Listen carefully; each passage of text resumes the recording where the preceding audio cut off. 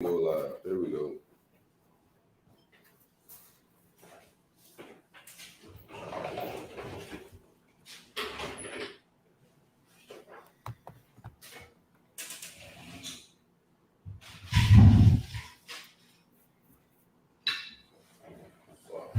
Yeah, way to go. Go live and you get up and leave. It's just a total lack of professionalism within this community.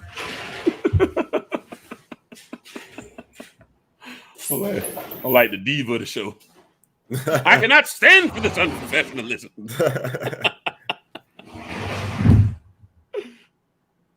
Trying to let my man get settled in before we hit record. Y'all got another fucking home game. God damn, bro. Man, we get the same amount every year. It was crazy though. Like I'm saying that shit. Like we ain't fucking playing at home. Like we ain't playing at home this weekend. We playing at home this damn weekend for homecoming. I swear our schedule is damn near the same. That's crazy. I swear, because we do feel like we've been home a lot. We back home and then we back on the road for Pitt. That's never good. Pitt for us. And this time of year is always bad. Always. Not always.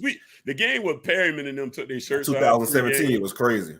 Yeah, we ended up winning that one. But that's when y'all lost, wasn't it? That was y'all was undefeated after the Notre Dame game. No, not 17. Yeah, before that, the Perryman. I forget who it was. Perryman. A few years before that, we probably talking 20. I remember probably 2015. Yeah, they came. I remember.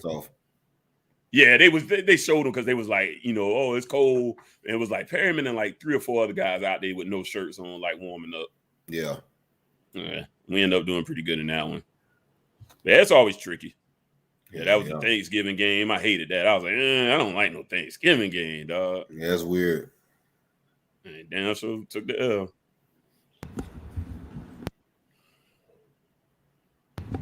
All right, I'm ready to roll.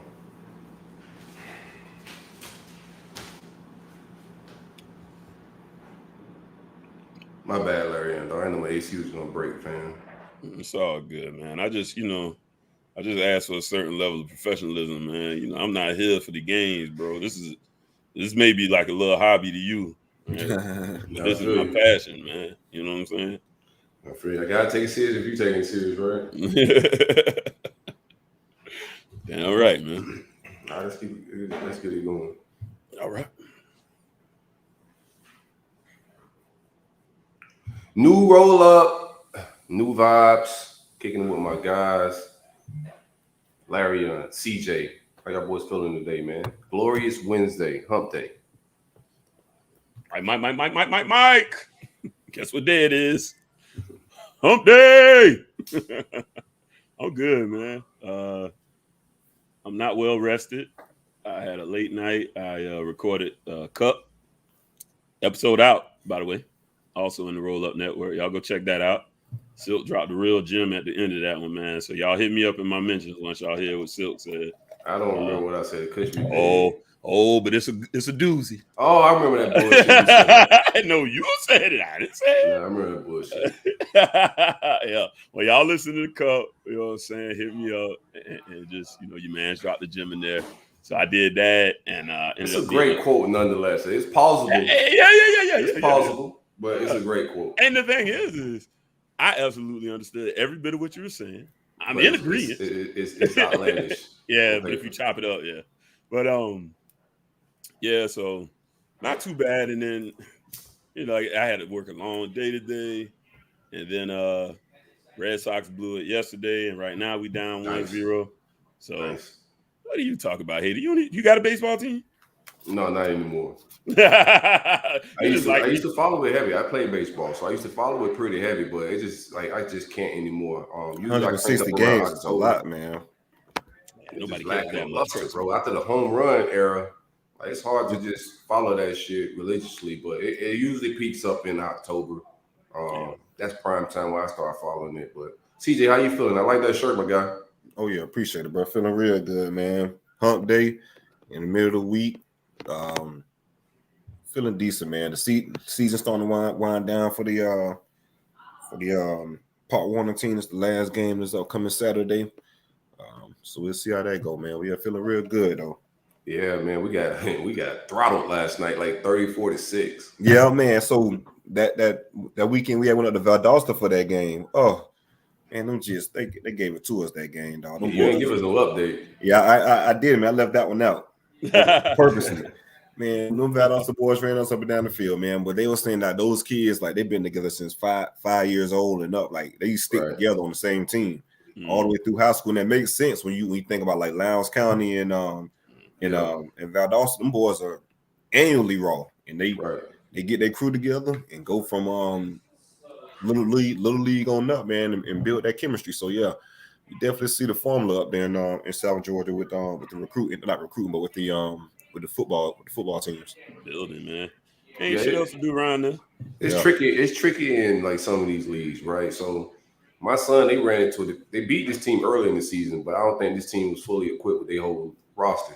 Right, the boys came different, huh? I always like a loser in the rematch, bro. Right. Well, the league's 9 to 11, so my son's like one of the runts of the league. But these leagues are set up. If you run into the right team that got a bunch of 11-year-olds, shit can get dicey. And that's what happened last night, man. My son was guarding a kid about my height. Like, holy shit, it's a tall 11-year-old. Right. He had a great game, but it's a team sport, man. So he left with some tears in his eyes, frustrated, mad. But that's the first loss of the season. So he took it to the chest, man. But that's how you're supposed to be out there. Yeah, all right. My wife was a little mad, but I'm like, that's how you're supposed to be. Be a good sport. Hell no. Be mad that you lost, man. I'm a good sport. I was competitive and I lost, and I care. Like, there's nothing wrong with caring about losing. That's never wrong with showing a little emotion about it. Yeah, my team don't care about losing. Right. Yeah, well, we'll get them next week, guys. Hey, they do that to everybody. I was about to say, didn't say that part. I'm about to say, the man throwing that North Carolina does it to everybody this week. Nah, I think he heard us. Nah, he was too distraught, man. He already knew it time. He was too worried about that Mac Brown handshake. That shit was still in the back of his mind. I meant to put that in my background today. I was going to put Manny standing on that field by himself. That shit was sad. We're going to get into that in the Big Three talk. That shit is sad. I want to ask y'all, like, y'all tip protocol before we get into Big Three talk. What's y'all tip protocol? Do you tip masseuses? You said masseuses? Yeah, masseuses. Like, people that give you massages and shit. Yeah, them people. Okay, that's a little tricky, right? Like, if I used to go to this chiropractor, and I would get a massage at the chiropractor. So it was like billed medically. So tipping felt weird in that environment. But like if I just go to like a massage parlor and that's all they do, then yeah, I'll tip then. See, I tip for that exact reason that you just said. See, I'm going to a chiropractor as well. They have the masseuse in there that we can set appointments for, but I'm not paying the insurance paying for it. Yeah, if it's going through a deductible and that type of deal, then that's kind of weird. Yeah, go ahead, bro. Yeah, I don't know if I want to tip it, but I felt like I should have. Like, I pay a lot when I go to them places. My insurance different too. So like, what I'm saying is like how you feel. If I'm paying through insurance, that's kind of I'm not really thinking about it, Yeah, like it feels medical. Different. Yeah, it's like Yeah, you go to a regular massage parlor. You go to a dentist. Yeah, you know what I mean. Yeah, that's why. I agree. I see what you're saying. Like, you're on vacation on Carnival Cruise Line and you get a massage. That's a different vibe than I'm at a doctor's appointment. All right, I got this slip damn disc. What that type of deal. Right. So I got these guys here installing the AC. It's been quite the fiasco getting this show going because they installing. Larry Young said I'm being unprofessional and shit, but before the show, I was talking about tipping these guys because they kind of doing this after hours, off the clock, like late. Man, they getting that extra money, bro. For sure. Yeah, that after hours, that's what they thrive for. Them after hours checks, man. They getting paid extra, man. They good. So you tip them in the joint. What you think? Oh yeah, definitely. Yeah, I heard about the lighter. Your weed yeah, you did. They did get a lighter. All right, I'll be like, my weed too loud to just be tipping y'all with, man. Where my dirt weed at? My tip weed. After hour jobs though, man, they be getting like time and a half, and they getting paid real decent. They be doing that shit under the table, so it's like you getting cut. Like, say the job would be, $1,000, $2,000. They'd be like, well, shit, we'll do it for 11. Right? They cutting out the middleman. So, yeah. And that's another thing, man. Like, that's the good as like little real like side little business. Like if you're an AC guy, a plumber, or something like that, do that shit after hours on your own, and and charge, less than what your actual company would charge to get that money directly in your pocket. No doubt. Shout out to the hustling under the table, because that's exactly what they're doing. Yeah, I thought. Well, if that's the case, then no, man, show them a little love on the tree for real. Right. Definitely do that. Yeah, get my trees. I ain't lying. That's for the ladies. I don't even smoke. Here you go, man. Right, that's for the ladies. A nice little. I have all the accoutrement. You know what I mean? We have. I tipped the lady at the medical place too, just because I didn't know, and then she left the room. I felt like I owed her something. Yeah, like you touched. I hate when you don't know. I feel like I owe you something. Huh? How about this one? This one I hate. Y'all let me know on this one. Like the drive-through, and they have a tip spot on there. I'm like, man, drive-through ain't happening, fam. Yeah, that ain't happening. Yeah, like what is this? Like, what part of the game is this, man? No, first I'm gonna do fast food is Sonic, right? Right. But that's because they coming out with the skates on and actually bringing it to you that type. They don't do skates no more, bro. Like, what kind of bullshit is this? They walked up to my shit the other day. I was like, what the hell going on? Oh man, that's part of the fucking experience. Some of the IRS coming for. But now, okay, this is place around here, and you can sit down and have servers and all, but they also have drive-through. It's called Jim and Nick's. I think it's like a southern chain. It's not huge, right? But they do real barbecue shit. Right, so I swing through and grab lunch a lot of times, at work. I'm like, and them girls be handing me the slip and talking about sign this one. I bet you don't get out of here talking about sign this one. Well, zero. That's what it is. It's a drive-through, man.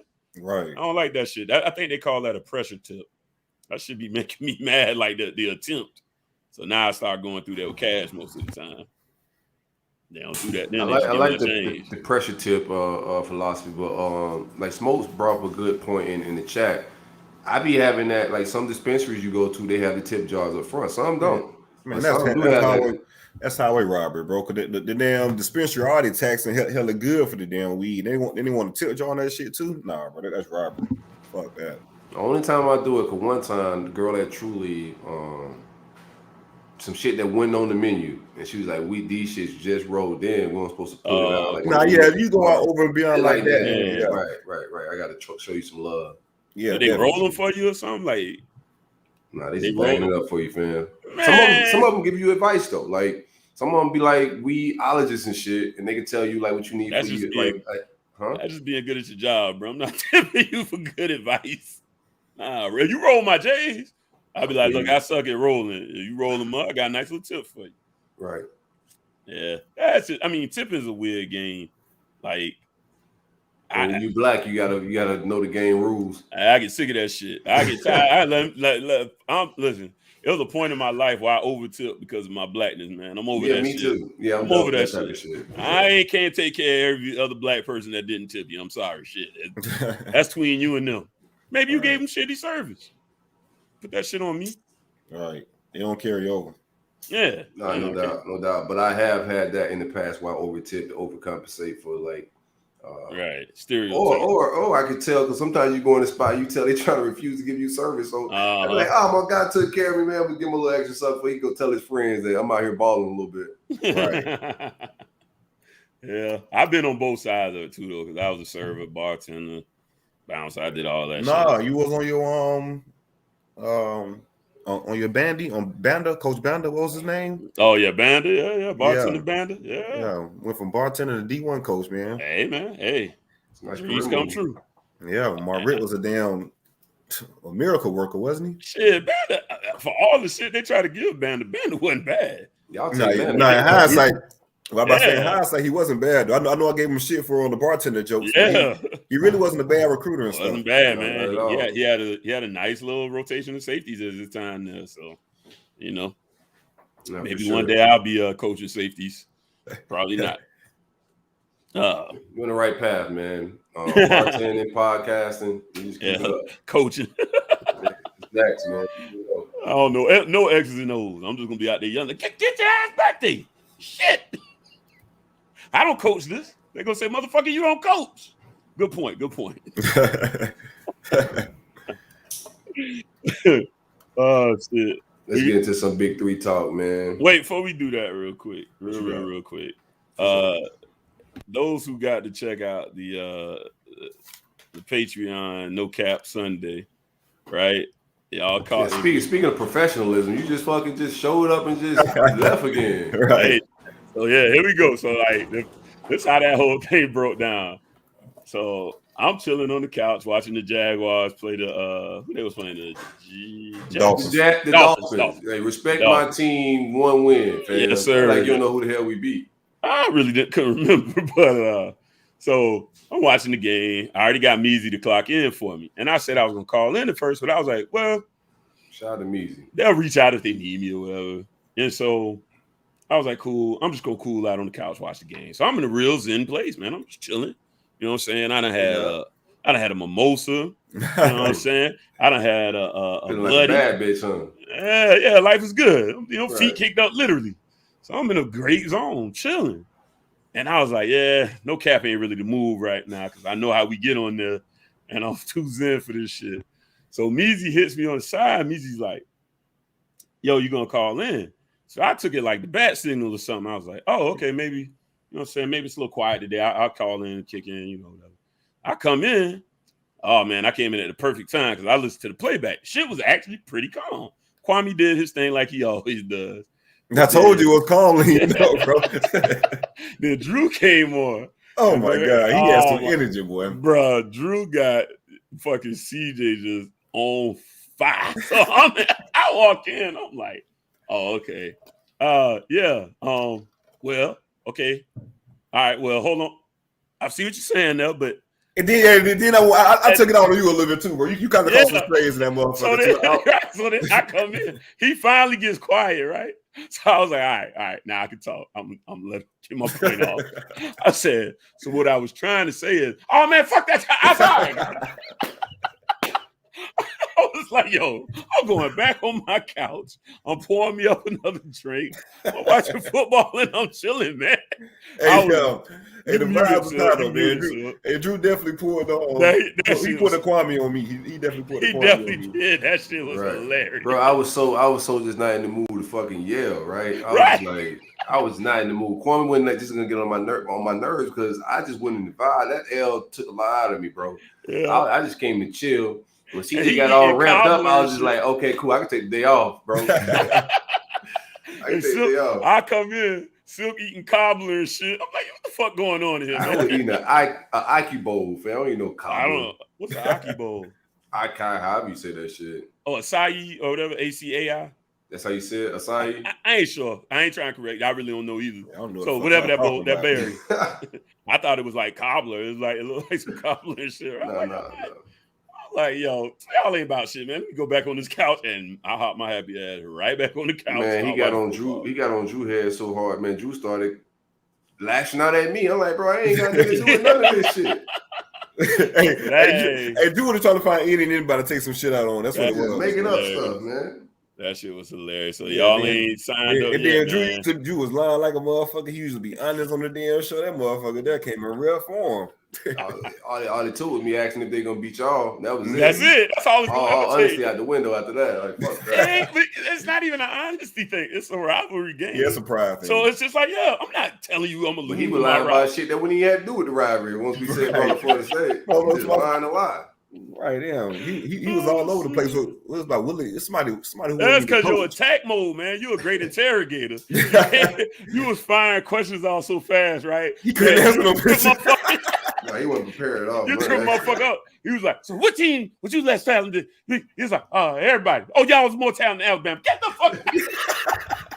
That shit was funny as hell. You wouldn't think about shit. He was just like rallying off shit, man. CJ had that boy with the fucking the high beam in his face, man. Like, you know how they do it. They disorient shit. Up, right? Yeah, right. You know, had no fumbling on one word. It was over after that. So you said it was about 11:30. Right. Hell yeah. Y'all ain't checking that out, man. Y'all tripping, man. Y'all better sign up. Check them out, man. That shit was comedy gold. No cap, thing smoking, man. For sure. Jermaine just hit us up about it on the timeline, man. Best shit streaming right now.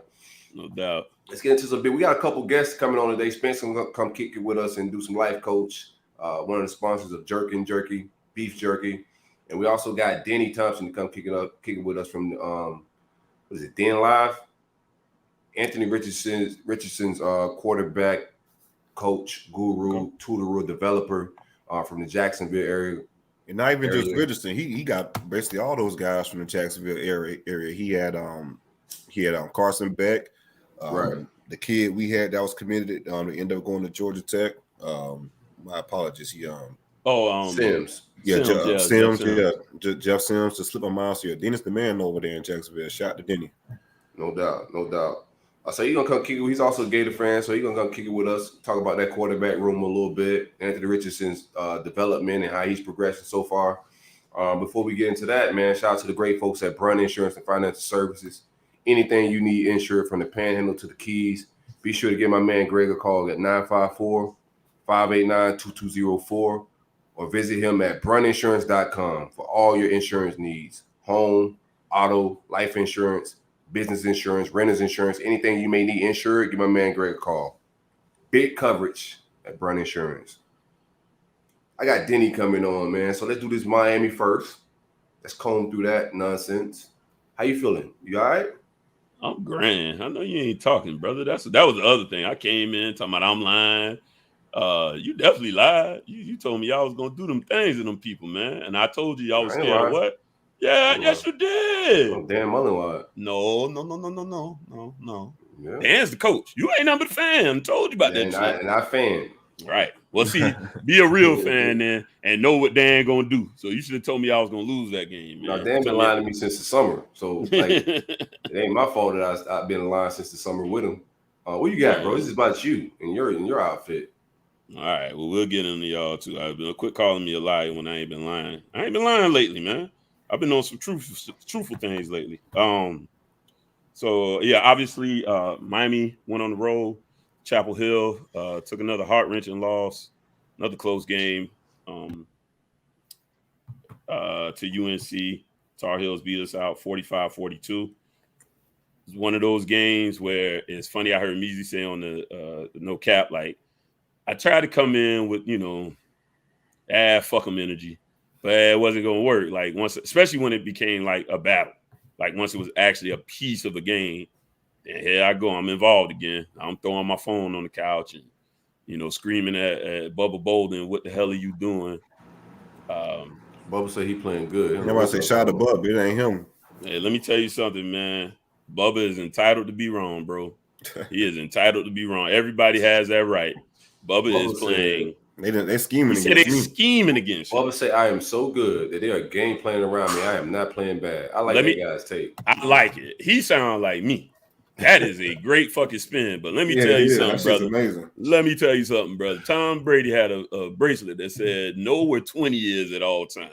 Ain't nobody got no damn. And if they do say know where 21 is all the time, they gonna aim at you. They throwing at your ass. It ain't the opposite. It ain't. You got to scheme around Ed Reed. I think. But that's crazy though, man. Shout out to the GOAT. That's crazy. Yeah, that's right. It speaks to both of those guys. If Tom Brady got to worry about you something special, bro. But yeah, early on, we got into our typical Manny formula. It's been plaguing us ever since he's been there. Super slow start. First quarter, I want to say we were outgained something ridiculous. I don't have those particular numbers right now. I want to say it was something like 150 something to 11. Holy shit! Yeah. It was something ridiculous. It was close to that. 170 something like that. I only had 11 yards in the second. To that point. To start the second quarter, right? And that's been prototypical. I told y'all on the last show. I said, and I really need to take the time. I've had a busy week. Slow starts. I would love to find out when's the last time we scored on the opening drive. I'm going to do that research for myself just because I'm very, very curious. But I know that's just been plaguing us. We don't ever get the ball, move it down, and just matriculate even 3. I don't even know if we're going out and getting 3 on the opening drive. And that's why we keep having heartbreaking losses. It takes way too long to get these teams going. And I put that on coaching. I put that on your scheming and your preparation. I think, people speak about losing the locker room. I don't feel like that's the case. I feel like the young guys are still fighting. I don't think they got quit in them. And I like that about the young dudes. You think they still believe in Manny? Not necessarily. I think they believe in the pride. They believe in the name on the back of their jersey. I think it's bigger than that. You know what I mean? Like, that's what you really, at the end of the day, need to play for anyways, in my humble opinion. Your name on the back of that jersey. You representing you and your family. Yeah, but the minute the players don't respect the coaches and they ain't really like believing in the system, they go out there and play all for themselves to go to the NFL, but you still lose the locker room. Like both can still be. Oh yeah, both things could be true. Right. That's what I was saying. He may have. I'm not saying those are exclusively separate things. You're right. He may have. I don't quite get the feeling that that's what's going on quite yet. It's amazing. Right. With the record we have, I think it's amazing that isn't the case. And maybe it's because they are close losses. And it's like, man, Tyler Van Dyke came out and said we should be 4-2. And I'm like, well, Tyler, yeah, but y'all the ones playing the game. I agree with you. We should be something closer to 4-2, but we aren't. So bottom line is it's not happening. Sam Howell, he went out there. He played a solid game. He tossed it around a little bit, nothing crazy. Sam had something about 150 yards. Let's say 154 yards. What's the issue? Yeah, he did have just under 100 rushing. 17 attempts for 98 yards. So almost 6 yards a carry, and he pulled off 2 touchdowns that way.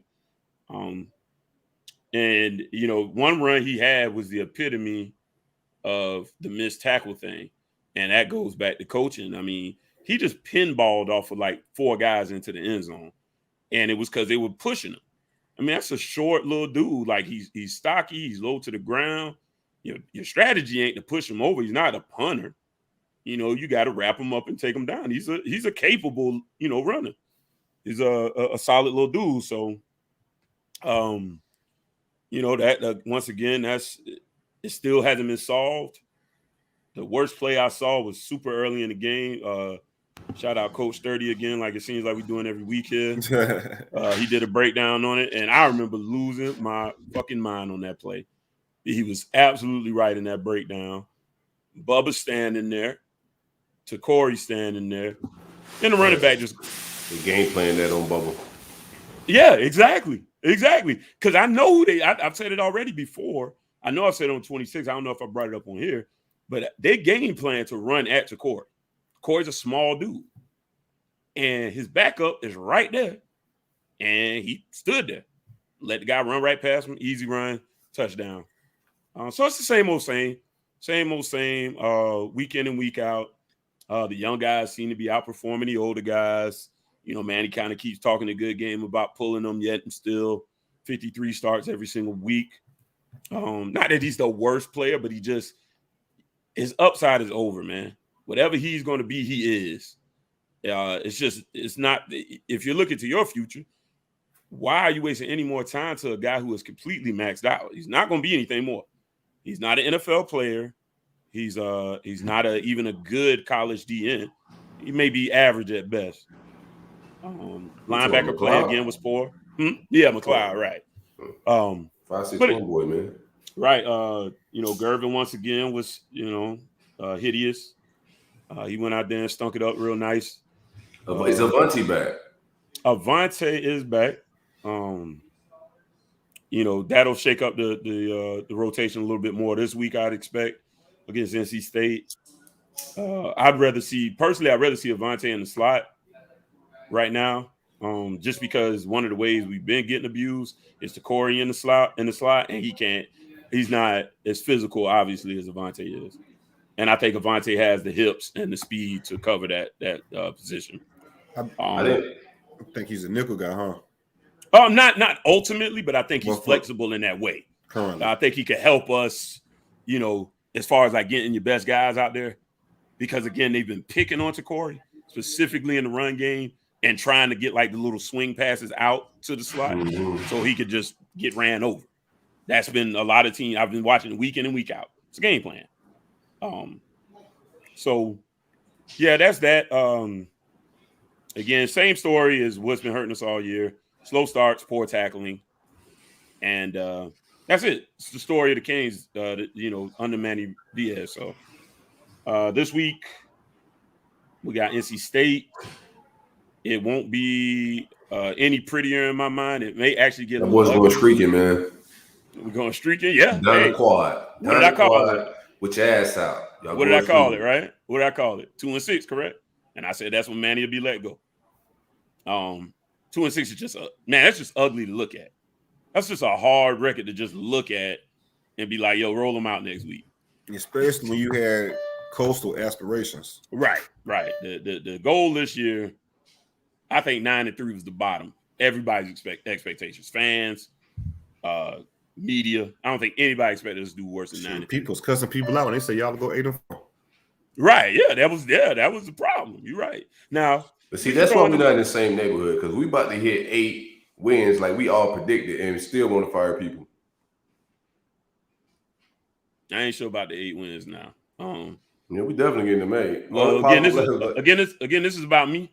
So don't try to interject you when it's convenient for you. Just have a little neighborhood talk. Shout out to Smoke. He put that meme out there. So yeah, that's a good one. I like it. On my mind lately. I was so busy today. I actually worked hard today, man. I don't like that shit. I ain't had no time to be on the time. Yeah, pissed me off, man. And I stayed late. But anyways, so next opponent up will be NC State. I think this one will be a little more lopsided in the sense that NC State's a physical team. They have a good defense. They're one of the best at stopping the run, one of the best tackling teams in the country. To give you a comparison, their missed tackles for the year is 35. Ours is 110. We had 30 against Minnesota State. We got, but I don't know if we got 110. We got a lot of business. I don't know if we legit. Larry just said we beating UF. I don't know about that. Anyways, oh yeah, I think I did say that actually. Yeah. No, Larry, behind the scenes, up to date with people too. Behind the scenes, Larry Young got a bet with me for the Florida State game. We got a bet going. Oh on. Yeah. Well, because every time they better than the team, they lose. Right? Yeah, you're right. When they played Kentucky, you were not better than Kentucky? No, we're better than Kentucky for sure. Okay. Well, you're not better than LSU. LSU still got a lot of talent. No. Were you not better than the team that rolled out there? Okay, yeah, them boys is on the JV. Were you better or not? Were you not better? I think their offense was still on the same shit. They running back was on point. Those were NFL guys. Their defense was depleted, and we scored 42 points. We should have won that game. So I can't say that our offensive unit is better than our defensive unit is better than their offensive unit. I cannot say that. We gave Are y'all the better team? Are y'all the better team? We should have won the football game for sure. Are y'all the better team? Do y'all go to Mizzou? Okay. I don't know. Mizzou is some ass. Oh, okay. I know the rest of our schedule. I don't know. We could win. We could bet all that shit. Like it's different than playing LSU and then playing Florida State. Bro, it's a different type of phenom. We got to show play football, but they coming into the swamp. Yeah, but I mean, right now that's our Super Bowl. Right, but I mean, it's your conference. You recruit to that conference. You develop to that conference. You got to do what you got to do where you at. Period. Conference play is almost over with. We just got Georgia. Y'all got Tennessee, right? No, we already beat Tennessee. Yeah. We got to keep up. Oh, that's right. Yeah, sure do. Yeah. Oh, okay. South Carolina, Mizzou. That's about it, really. The ass of the conference is left. That's why I said we'll get our 8 wins, but it's a good 8 wins. We should have got 10. Right. We should have got 10. We shouldn't have lost to Kentucky, and we shouldn't. This ain't about me, but we shouldn't have lost them games. I'm not making no excuses. Right. It should have been a 10-week season, but we did predict 8. But go ahead, bro. But no, but y'all are better than us too. I'm not disputing that. I am saying y'all a better team. Yeah, but Plies was right though. Yeah, isn't he always? Like I said, the De'Aaron King. Well, we lie on this show. He right a lot. Nobody's always right. The De'Aaron King thing did affect some things because Tyler does get off to super slow starts as well. And, that's just growing pains. It's growing pains. I mean, bigger stage, you got to get used to it. He's made some bad throws. But anyways, so, yeah, we'll be going they're coming to us. Well, you're talking about a team that, they're just going to, play a little ugly. Downhill. They got a pretty decent quarterback. He had a great game last week against Boston College. Those guys, that was a game that I didn't expect to be as lopsided as it was. They beat them guys 33-7. Boston College I like their coach there. Quarterback's pretty solid there too. And Boston College is usually one of those teams that tend to be one of the more physical, scrappier teams. And those boys they went out there and handled business. I give them that. So I expect them to come to us. I don't think it'll be anything like last year where, we end up winning at the end in some sort of shootout. I expect NC State to go ahead and get that win, though, at our house. Give me Manny, man. I think do my guy like that. This is why your record going down. Keep on. Keep with Manny. That's not the troll. Keep fucking with Manny. Let's go fuck up your damn record. Let's keep on. Around Manny. Keep on, man. Yeah, they got some big backs. So I think they'll try to lean on that. They've got a left tackle that's projected to be an NFL guy. That's the first round left tackle we was talking about. Yeah, you're right. Yeah. So that's a guy that could end up being a first round guy. Definitely NFL guy. Your evals or McShay evals? Who evals this time? Well, the season rolling now. I remember McShay said that right after, literally right after the draft, I think. Yeah, it was right after the draft. So, we all know trust him. When he did that shit with Purifo and Roberson, I never trust that guy again. He had both of them on top 10. He had both of those guys going real high. Hey, I think them people be reading their own clippings and quitting. Oh, I got it, bro. McShay already said I'm a first round. Because he ain't basing it on nothing. Like when he's basing it on, it's like, oh, okay. But you can't regress. And that's been the way of all our seniors. These guys look worse. And that's the most inexplicable thing to me. But they're gonna roll out some big wideouts as well. Those guys have they're not gonna be burners, but you're gonna be looking at some big physical guys that are just gonna win the 50-50 balls. Like I said, I don't expect it to be quite as the shootout it was. I expect NC State to win this game something like something a little more conservative. I think something more like 37-24. I think we can out speed them a little bit on offense. They aren't particularly fast. They run a 3-3-5. So we'll be able to outspeed them somewhat. Rhett's going to probably start again his slow game that he always does. So we're going to probably get behind early. Fuck it. Yeah, we'll probably get behind early. Taking Manny, CJ. I like. Yeah, I'm gonna do it anyway. I got anything can happen. Go ahead. Fuck it. Nah, this is what I think. I think like the shout out to my man Cam Harris. I'm not happy that he's hurt and shit like that, but I do think the younger boys will get some opportunities. They're more explosive and can take advantage of. If they plan on using speed, and that's the type of thing that Lachey good at. Lashley good at. I like Rooster to go off big, man. Rooster had a huge game last week. A crowd of 117, Miami pulls it off. Yeah, I think I'm gonna go 35-20 NC State. Shit, NC State and Wake Forest, man. NC State got bigger goals at mine. These people, they're trying to win the damn. They're trying to win the Atlantic, man. So I feel like they're gonna be on the mission. And our guys trying to win starting spots. So y'all about to play spoiler. It's we might. Hey, you never know. Yeah, Rooster had a great game against Carolina. I forgot to mention that. He did. He got one off, man. He had somewhere in the neighborhood of 165, 170 total yards. Ran it well, caught the ball well out the backfield. More touches with Cam out. He shows way better balance than Cam. That might be a good prize pick. Lock in, man. If there's I do some Jalen Knight and stuff. I think Jalen's gonna have another good game. I do on the 3-3-5. It's tricky because you don't know where the blitz is coming from, but it's also susceptible up front if you get the guys to get some push, open up some lanes. So I expect Rooster to have another good game. I forgot the news about Cam. Cam is out for the year. Knee injury. I don't think they said if it's ACL or not, but yeah, he's done for the year. So what Cam, a senior? Cam is it's crazy now with the COVID year. Pretty sure Cam's a junior. So if he wants to come back, he'll still have another year. Because remember last year they didn't count against nobody. So what you doing? If I'm a running back, I probably still go. Man. As a running back in general, especially at Miami, because you could come back anyways if you want to finish your degree. So they'll let you finish your degree regardless. So you got to go. Yeah, you go get yourself healthy. Especially like you're in a camp situation. Combine. Yeah, just start training for the combine. I don't think you're going to go in and hire and shit. You could risk even losing more carries in your own Right. He is who he is. Like the things he need to work on, I don't think he just fixed in another season at Miami. He can fix that in the league. So if I'm him, yeah, I go ahead and just get ready to go and see if I can maybe get an invite, or at very least get a pro day. Need to make sure you perform well at your pro day. I don't know if this year is a heavy running back draft, not off the top of my head.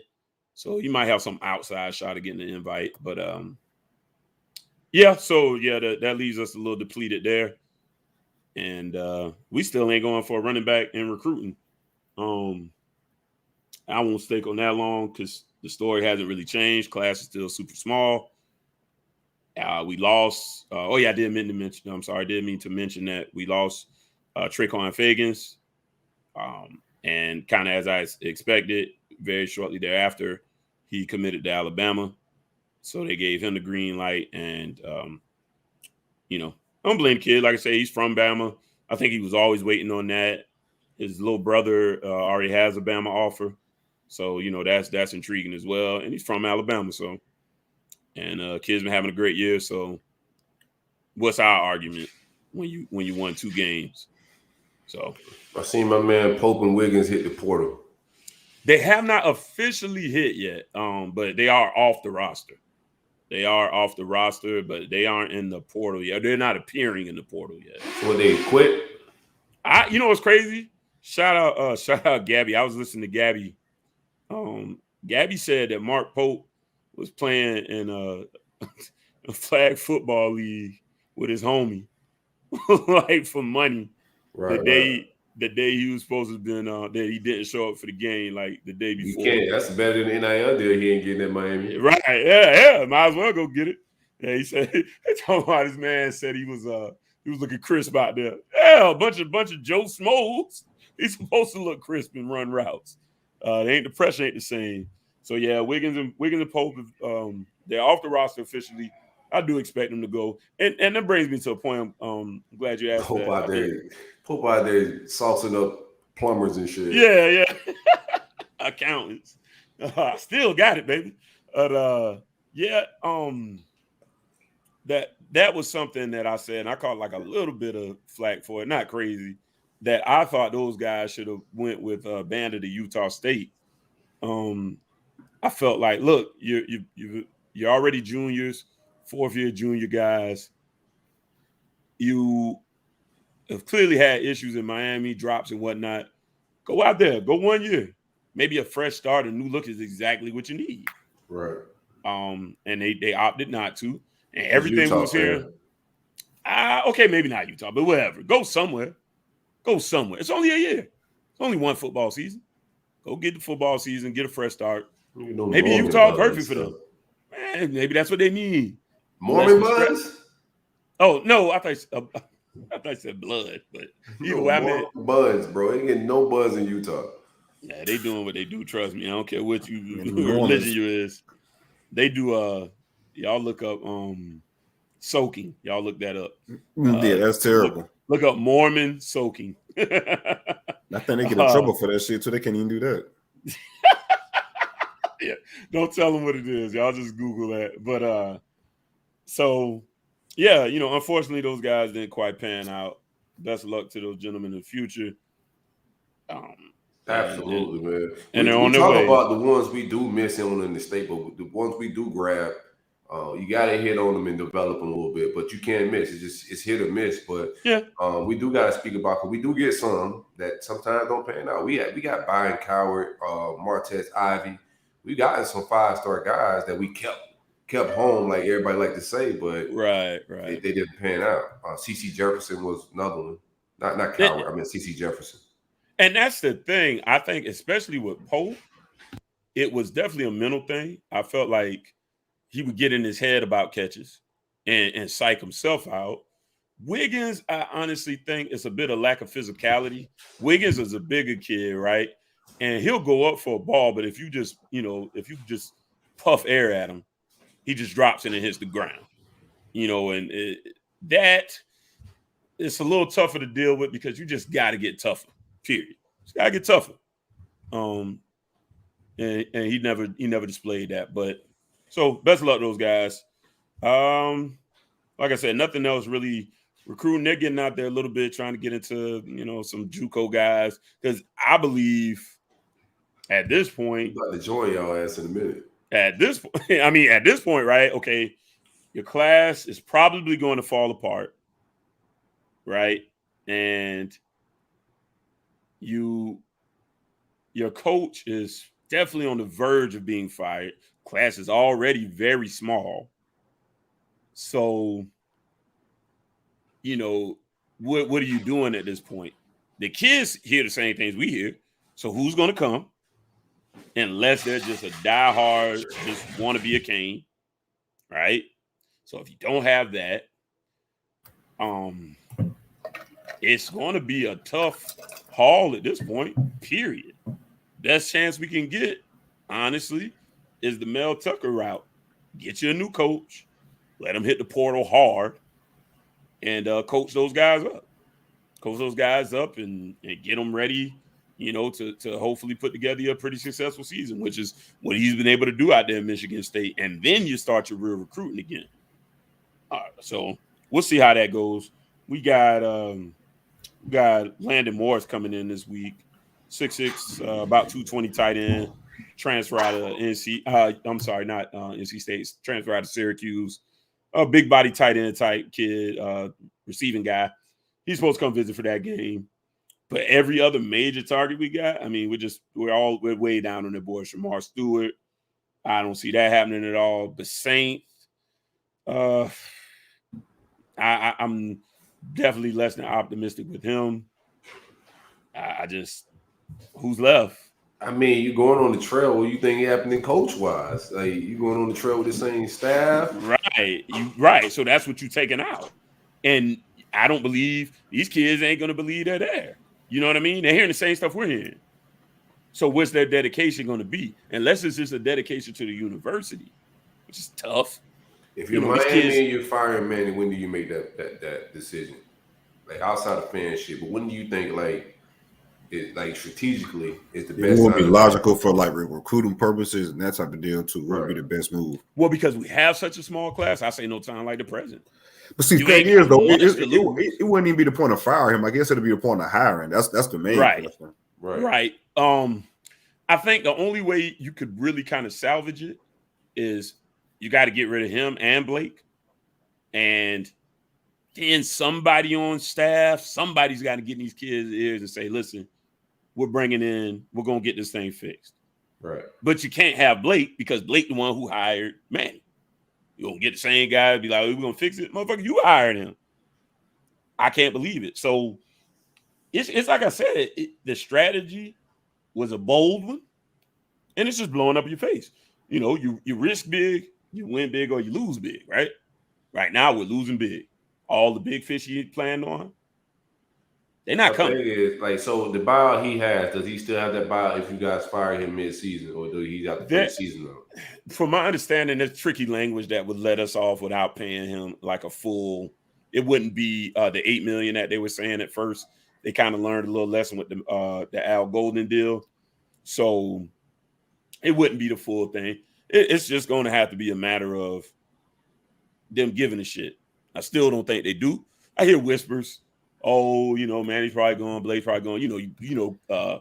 Even from reputable guys. I mean, there are some guys that are on these boards that are, fairly reputable, fairly plugged in individuals that have said they do expect a big shakeup. I take it with a grain of salt. I just don't believe the university cares about football enough to really make that move. I think we're going to go small again. I think we'll go group of 5 coach. And I just got to hope it's a good guy. I don't see Manny surviving it. How many right now? Who we got looking for coaches right now? USC I for agree, sure, Darius. Right. USC is looking for one. LSU is looking for one. That's pretty much it at the point. Right now, yeah, the big dogs, right? Yeah. Out of there. Washington State. Oh, yeah. Yeah, we get to that in a second. Right, but yeah, those are the main ones right now. But as season's in, it'll be a couple more for sure. Yeah, it'll be a few more openings. More. But those are some heavy hitters though. But yeah, that's about those are two heavy hitter jobs that you don't really see within the same year open up like that. Yeah, those are huge jobs. I just want to see like what their coaching boards work out like, because I mean USC got to be working that shit now. LSU is they already fired people, so man, USC should be in the middle of vetting cast because they fired about 2 months ago. Yeah, they already got to be into that. Yeah, they reaching out. They definitely are. I think when you brought that up, Silk. I think that could be the biggest key, the biggest play on the board is if they can lure Jimbo to LSU. Some smoke out there for it. That's got to be their top guy right now. Again, I'm with it. If I'm Jimbo, Bama win. Like before, you like thinking, oh, Jimbo resume and all that. And if he beat Bama, and that's the right King Dingling in the building, bro. Right. So it makes a lot of sense for LSU to go after him, but I don't know if they can snatch him away from that money in Texas. I'm out, Jack.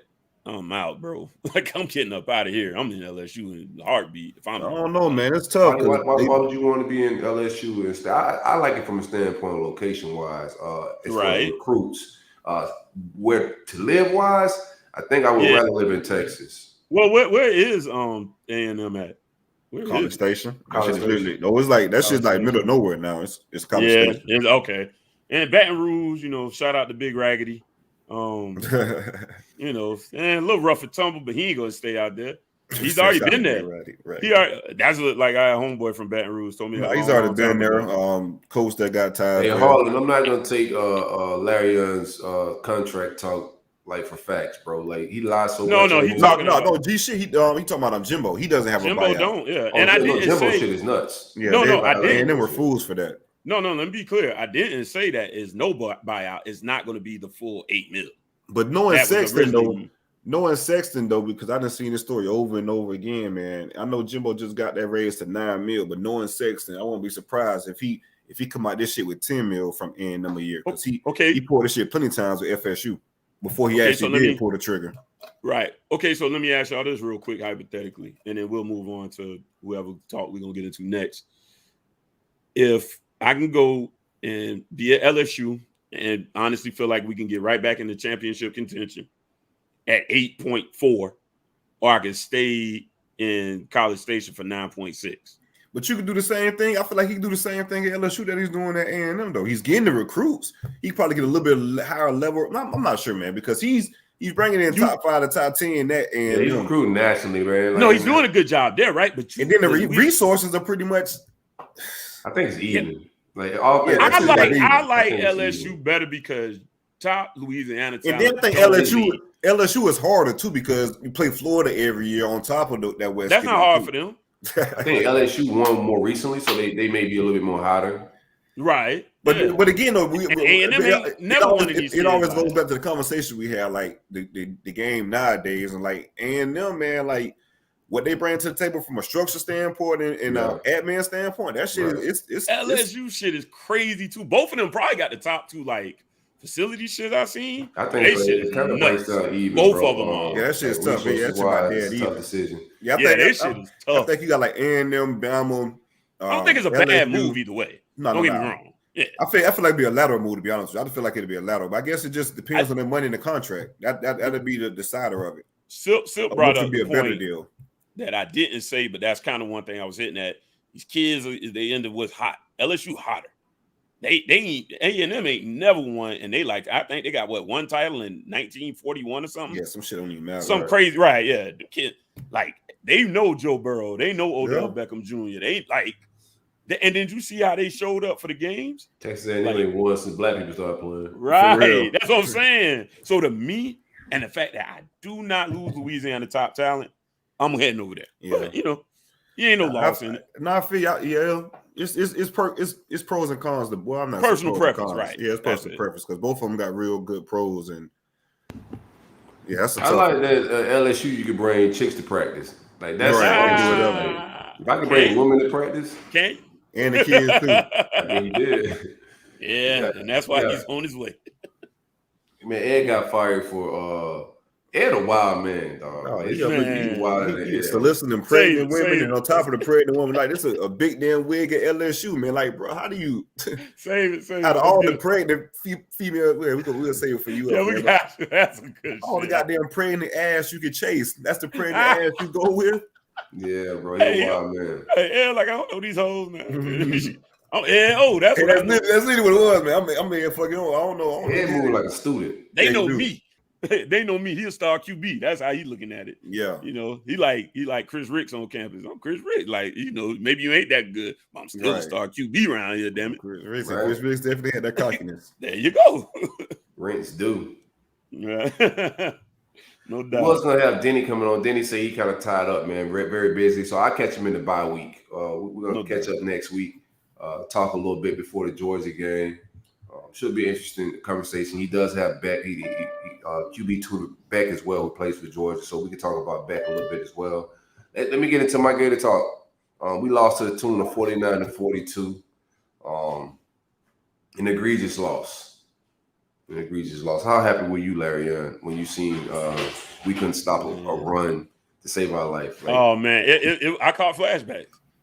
I said it's the same fucking play, and then that's when I had the UNC flashback. I was like, "Yo, I said the same shit when we was watching that game." What's crazy is someone had said like LSU probably ran like counted like twice a game prior to playing UL. They said they ran that shit 14 times against y'all. It was working. Period. Go back to the well. I had a good time, man. I celebrated, man. You know, called up some friends and just said, "Won't he do it?" You know, we had a moment. I don't know about y'all, guys, but mine's all right, man. But go ahead, man. Talk about your team, man. Yeah, man. Shout out to my guy as well. I ain't mad at him. I did wake up Monday morning expecting my defensive coordinator to be fired. So that was a little bit disappointing. I don't know who would be DC when he gone, but shit. I think if nobody calling the plays, we could do what we did Saturday. It's embarrassing football, fam. Like, it ain't a whole lot to explain. Defensively, we couldn't stop a nosebleed in the second half. Same play 14 times. What's up, CJ? No, I'm saying 287 yards to one in a game period is a lot to one person. Like that's crazy. And that's the most. I think that was the most you guys gave up. That was the LSU record. Of course, that was the most y'all gave up in a Florida game. Also, I think the second closest was, I forget who put that stat out, but it was a long time ago. Also, yeah, a historical shit show by my man Todd. He really came and shit the bed, pissed down his leg. The moment was too big. and after I think what play that was that I was like, yeah, this gonna be the play that the Hail Mary. That's what it was. After you guys got that, not even the Hail Mary, man, that was just a good ass throw and good ass catch. But after you guys scored before the half, I was like, yeah, it's over. It's over for LSU. Yeah, I thought we was gonna cause them boys some problems, but I also expect because the first half my defense was playing well. Played well. So we got that spark before halftime. I was like, yeah, this is where LSU turns into a depleted football team on defense, and we just run up the score. But that wasn't the case. We came out struggling defensively. They went up and down the field the rest of the game as they wanted to. Ended up costing us at the end of the game. Kind of fast forward a little bit. I sent out a tweet before a snap, and I said, man, we just got to cover the flats for sure. Like easy shit like that, we haven't covered all year. The basic flats, and that's what ended up losing us the game was the flats. Linebackers just nowhere to be found. Nobody's in the flats. I don't like just shitty football. I want to get into the AR conversation. That's why I wanted to have Denny Thompson on the pod today, talk a little bit to get his perspective on some things. My man AR went just quick shit on the season, right? My man AR is 37 attempts for 392 passing, 10.6 of the 10. That's passing the ball. Running the ball, he's 28 attempts, 348, 12.4 carry. Emory Jones, in comparison, 498 yards. Rushing, 5.8 a carry. Passing efficiency is just not even close. Emory's losing by 30 points on efficiency numbers. And overall passing, he's just not getting it done nowhere in no capacity of the game. Is he better than AR? Obviously, we all can see the talent differences, but it's not even making sense on paper for him to be the starter. Yeah, and it's crazy because, like I said, we're going to have Denny on today, and Denny had a video on Twitter earlier that man, he literally broke it down to the T. Like, it's literally nothing else you can say, Dan, because we've seen enough. Like, you're flat out lying now. You're lying to our face. And you're insulting our intelligence to try to make it seem like this guy's better or it's close in comparison, because it's really not. Dan's a good troll. But see, yeah, like I say, like Silk, I think Silk, you called it about 3 weeks ago. It's just the arrogance thing and the smartest man in the room surgeon that we've been talking about. Yeah. You I think, like, I enjoy a good troll, and I go pretty good. I go pretty far from one. I think Dan will lose a game just to troll y'all. Like, if it boils down to it, not that he'll try to lose it, but if I gotta lose it, fuck it. Like, y'all ain't finna tell me how to do my shit. I just think he thought he was the smartest person in the room, and he could get away with shoving Emory. This is not the first time he's done this. It's a reoccurring theme. I don't think he's doing like trolling over his career. He did the same shit in Mississippi State. Only reason Dak got in, all this shit's deja vu. Only reason we got to see Dak Prescott is because of injuries. And we got to see the evolution. Yeah, it's the same. I don't remember that. I don't remember that. That's so far back. No, Mississippi State, we've been covering this shit all week, so we kind of been laying it out ourselves. Talking about okay. Right. Mississippi State fans, we just pulled up like a lot of the articles from that time. Mississippi State writers are coming out. Like, yeah, this is a recurring theme of him wanting to play older guys because they've been in the system longer, and that's how his system works. And that shit works in Pop Warner football, bro. This is the big leagues. The best players got to play. I don't think he's trolling. I thought he could get away with shoving AR, kept practice closed, so none of us could see him jumping over people in practice. The writers couldn't give their opinions. The one dude that did see practice, Chris Doran, came out and said, yo, Anthony Richardson is the best shit since sliced bread. Nobody else could say nothing because the practice was closed. So I think his plan was to shove this kid, keep him under wraps, give him shitty play calling. He tried as long as he could, but I mean, we started losing the football game, and it was gonna get ugly if AR ain't come in. Bottom line, that's the only reason we got to see him take over as the quarterback Saturday. Now, is he the starter now? Oh, he ain't gonna come out and say he's still playing bullshit games with not naming a starter, but nobody else besides 5 could trot out there, bro. I think, yeah, he's gonna trot 15 out there. Think so? Yeah, I do. Okay. I think his seat too hot to do anything else. Like, and it would be a detriment to Emory because he'd get booed. And it's not Emory that's getting booed.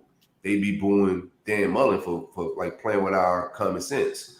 So I do think 15 is gonna trot out there. I don't think there's no strategic way or anything strategic to you not announcing.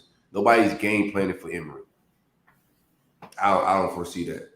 If I'm Kirby Smart, I'm not worrying about Emory. I'm a game plan for AR as if he's the starter and just keep it moving forward because Emory's not that big of a threat in most phases of the game.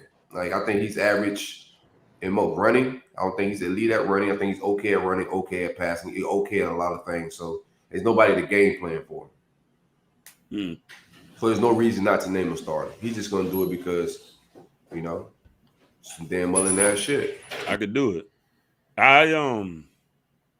Is that the first time I've seen not whole games for y'all? That's the first time though that he's pulled him, right? For Anthony. Correct. Right. Okay. So yeah, I mean, I'll be honest with you. I would be a little bit surprised if he didn't start Emory. Because it's like he finished the game. You almost gotta let him. Like in the fashion, he 4 straight touchdowns. That last drive in it, but the kid ended the game with 4 straight touchdown drives. It's gonna be hard to go and say, "Yo, I'm benching you." Like nothing makes sense on paper for that kid to be benched or on the eyes. No, I agree. I just think sometimes like it's a little bit like, sometimes like, and I know this is more of an NFL thing. He did come out and say he's gonna play both, so he's with the horse shit. This isn't a 2 quarterback system. This is a 1 quarterback system. So to be honest, I don't want to see no dual shit. It's needs to be 15, fam. Oh yeah, I'm with you. I hope it's not, but I'm with you 1,000%. Yeah, I know. I agree. To me, I said it early. Remember, I was like, yo, you just got to – Emory going to have to pick up the pieces, whatever the case may be, because that's what people keep forgetting. The transport giveth and it taketh away. So what? You go, okay, I'm going to just go get somebody else. Exactly, that's what I got. That's a revolving down door nowadays. That's what I got to do. It's different at the quarterback position, though, man. The quarterback position is more so in and out, I believe. Yeah, I was about to say, look like they doing the most. How many good ones you find? You can find some good ones in the transfer portal, man. Because look at Oklahoma, for example. Look at King. You wouldn't find. Well, at that point in time, they're finding Lightning and King. Again, knocks on King all we want to. That's fine. I took shots at him too. We still don't win them games without him. Whether he's a great. I think. You have one or two quarterbacks that come out each cycle that you can rely on. Right, and y'all gonna be in position. Is what I'm thinking. It would be my thought process. Yeah, I'm pretty sure like Spencer Rattler probably hit the portal. He'll be an impact. That's not a bad pickup, right? No, he gonna go somewhere where he can play right away though, not compete. You always gotta get somebody to come in and want to play that backup role like Emory will have to play. Emory's leaving because he's in the backup role. Spencer Rattler ain't gonna want to come in and sit behind AR. You're gonna have to find somebody in the portal that's down to come in also and say, yo, you're gonna sit behind AR Richardson because you ain't finna beat him out. Yeah, but maybe that's something he might desire. I don't want to speak for the young man. Maybe he needs I don't know. I mean, I've heard about the brother, but I don't know the young cat. You know what I'm saying? I know enough about him. What you said. Yeah, I've heard enough, but I don't want to, speculate. He say, she say. No, for sure. I'm gonna speculate a little bit. That motherfucker is not sitting behind Anthony Richardson. Nah, I don't think so either. I don't think he's sitting behind Patrick Mahomes. You talking about Anthony? Right? I think I'll tell you this much. I think Spencer would be a guy that would go P5 just to get right back into starting. I mean, not P5, G5, yeah. Just to get back. So? I think so. Because like you said. I think he'll P5 starter. No, I'm not saying I don't think he isn't. But, okay, so where you going to go to Purdue? Right? You want to go to Purdue and not have talent around you? What would be a good landing spot? Because, Florida off the board. Like you said, AR is in front of him. Jimbo. But Jimbo Guy will be back, right? And the other kid ain't looking bad. Well, he will be back. Yeah. That's what I'm saying. So you kind of end up in a spot. That is the one thing for quarterbacks. Jimbo will be interested in. Depending on who the LSU coach is, too, man. The LSU could be a spot in the market. Shit, ain't taking Brad's son job, man. Johnson ain't like that, man. I get what you're saying, though.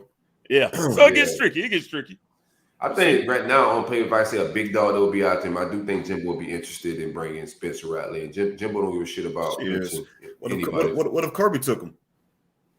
Kirby would be interested in as well. That'd be interesting for sure. No, I don't think I can see UGA. I can see UGA. We'll see. Proceed, brother. Proceed.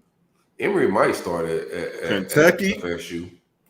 No, I don't think Emory. I think Spencer on like Emory. I like JT over Jordan Travis is a better runner than Emory. So it'll depend on I'm about to say because you're lying. Accuracy. Right, you got to consider all factors. Like Travis works is a better athlete in space. Right. So Emory, for sure. Travis works out for y'all because of that. All right. Outside of that, man, well, I'm saying Kentucky. It's some places where Spencer could go and they can make some shit interesting. Kentucky, I like. Yeah. I like that one. I don't like Kentucky for it. I think Spencer. I don't think Mark would take him because Mark is a locker room guy and worried about a lot of teams. That's going to be the knock on Spencer is teams worried about him like fucking up the locker room. Yeah, I can see that too.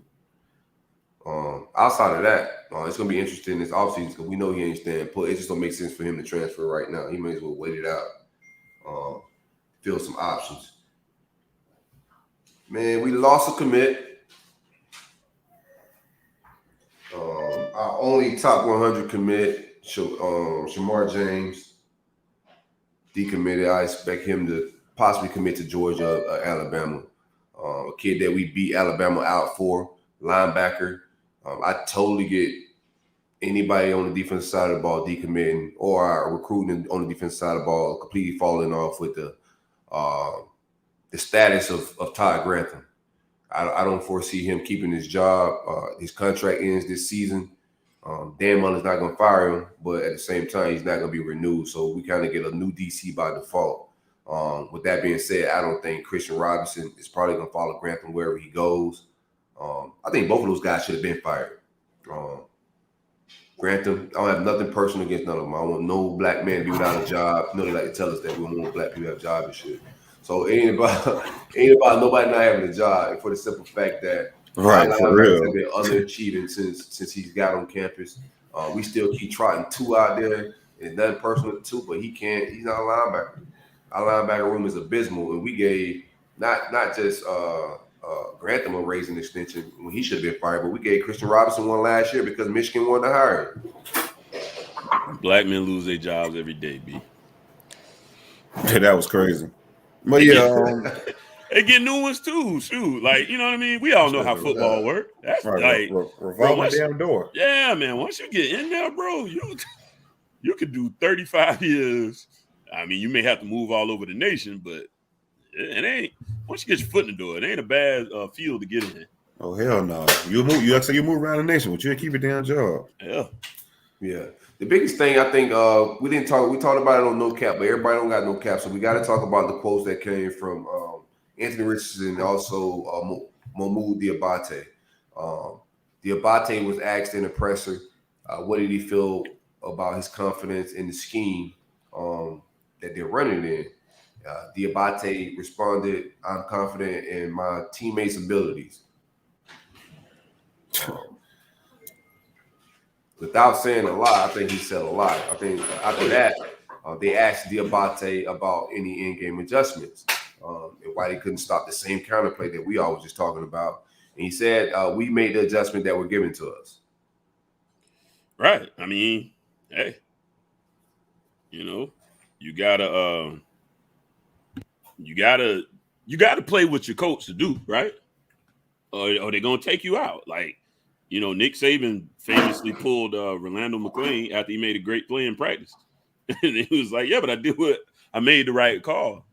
Nah, I told you to do this. You said you was gonna do that. Sit down. And he was the best linebacker they had, even as a freshman. He sat him down for a while to get his mind right. So yeah, he's saying a lot with that. He's saying, "Hey man, I got to go out there and execute my coach's calls. If they just so happen to be the wrong call, what you want me to do?" Right. Got to be a coachable player. Recurring theme of with us, especially on our defensive side of the ball, like Marco showed up to University of Florida as a good DB. Played well as a freshman, blue chipper, comes from a good pedigree of DBs, sound footwork, all of that stuff. Came as a well put together defensive back. This staff showed up and he completely forgot how to play DB. He performed well at a combine. Arizona takes a flyer on him as a mid-rounder, and he's a starter in the NFL and playing very well. There's a lot of questions about the scheme last year with those guys. The defensive back, with the leadership we had, the talent that we had, it looked crazy. Sean Davis sent out a tweet over the weekend complaining about the scheme as well. I just think these guys have been put in a bad position. I think Trey Dean's going to be another guy we see do the same Marco thing. Don't look that great in college, but go off to be a really good, solid pro and a starter. And it ain't these guys' ability. I think they're put in a bad position, not being coached up, and they're not confident in what they're being told to do out there, man. So, Dan Mullen just behind. Shit, he should have been doing. He don't waste an opportunity to waste opportunity. Every chance he get to waste opportunity, he gonna take it. Whether it's recruiting, whether other schools in the state being down, he gonna waste that motherfucking opportunity. First chance he get, and the first chance like we saw last year with a historically good Florida Gator offense, a chance to go, compete for the playoffs. We throwing shoes, can't stop a nosebleed. If that wasn't the time to fire a defense coordinator, then it's not gonna happen. I don't know why I woke up Monday morning expecting anybody to be fired, but he didn't fire him last year, and his contract ends this year. Bro, he's just gonna ride off into the sunset and just vibe. Yeah, must be nice.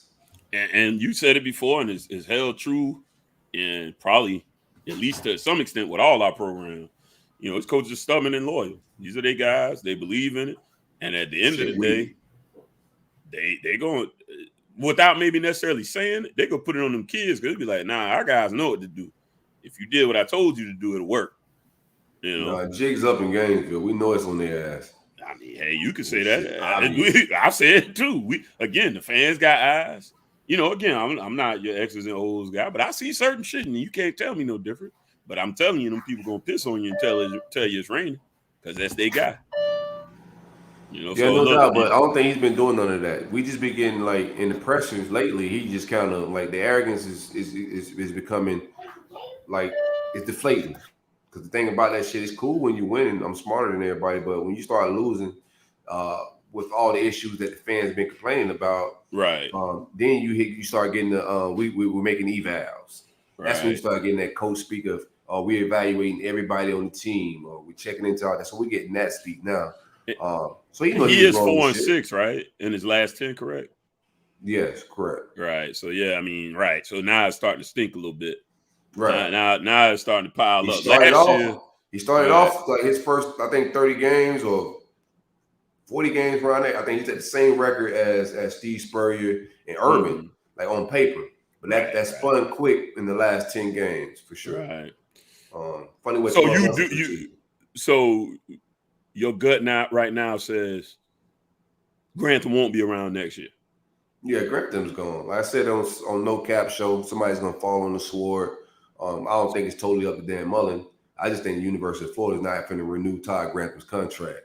And that ain't saying much. I don't know who this guy gonna hire. I'm not confident in him hiring a DCA. I think Dan Mullen wants to be comfortable around certain guys. So certain egos, certain personalities not gonna be in that locker room. So I don't foresee any miracle hire.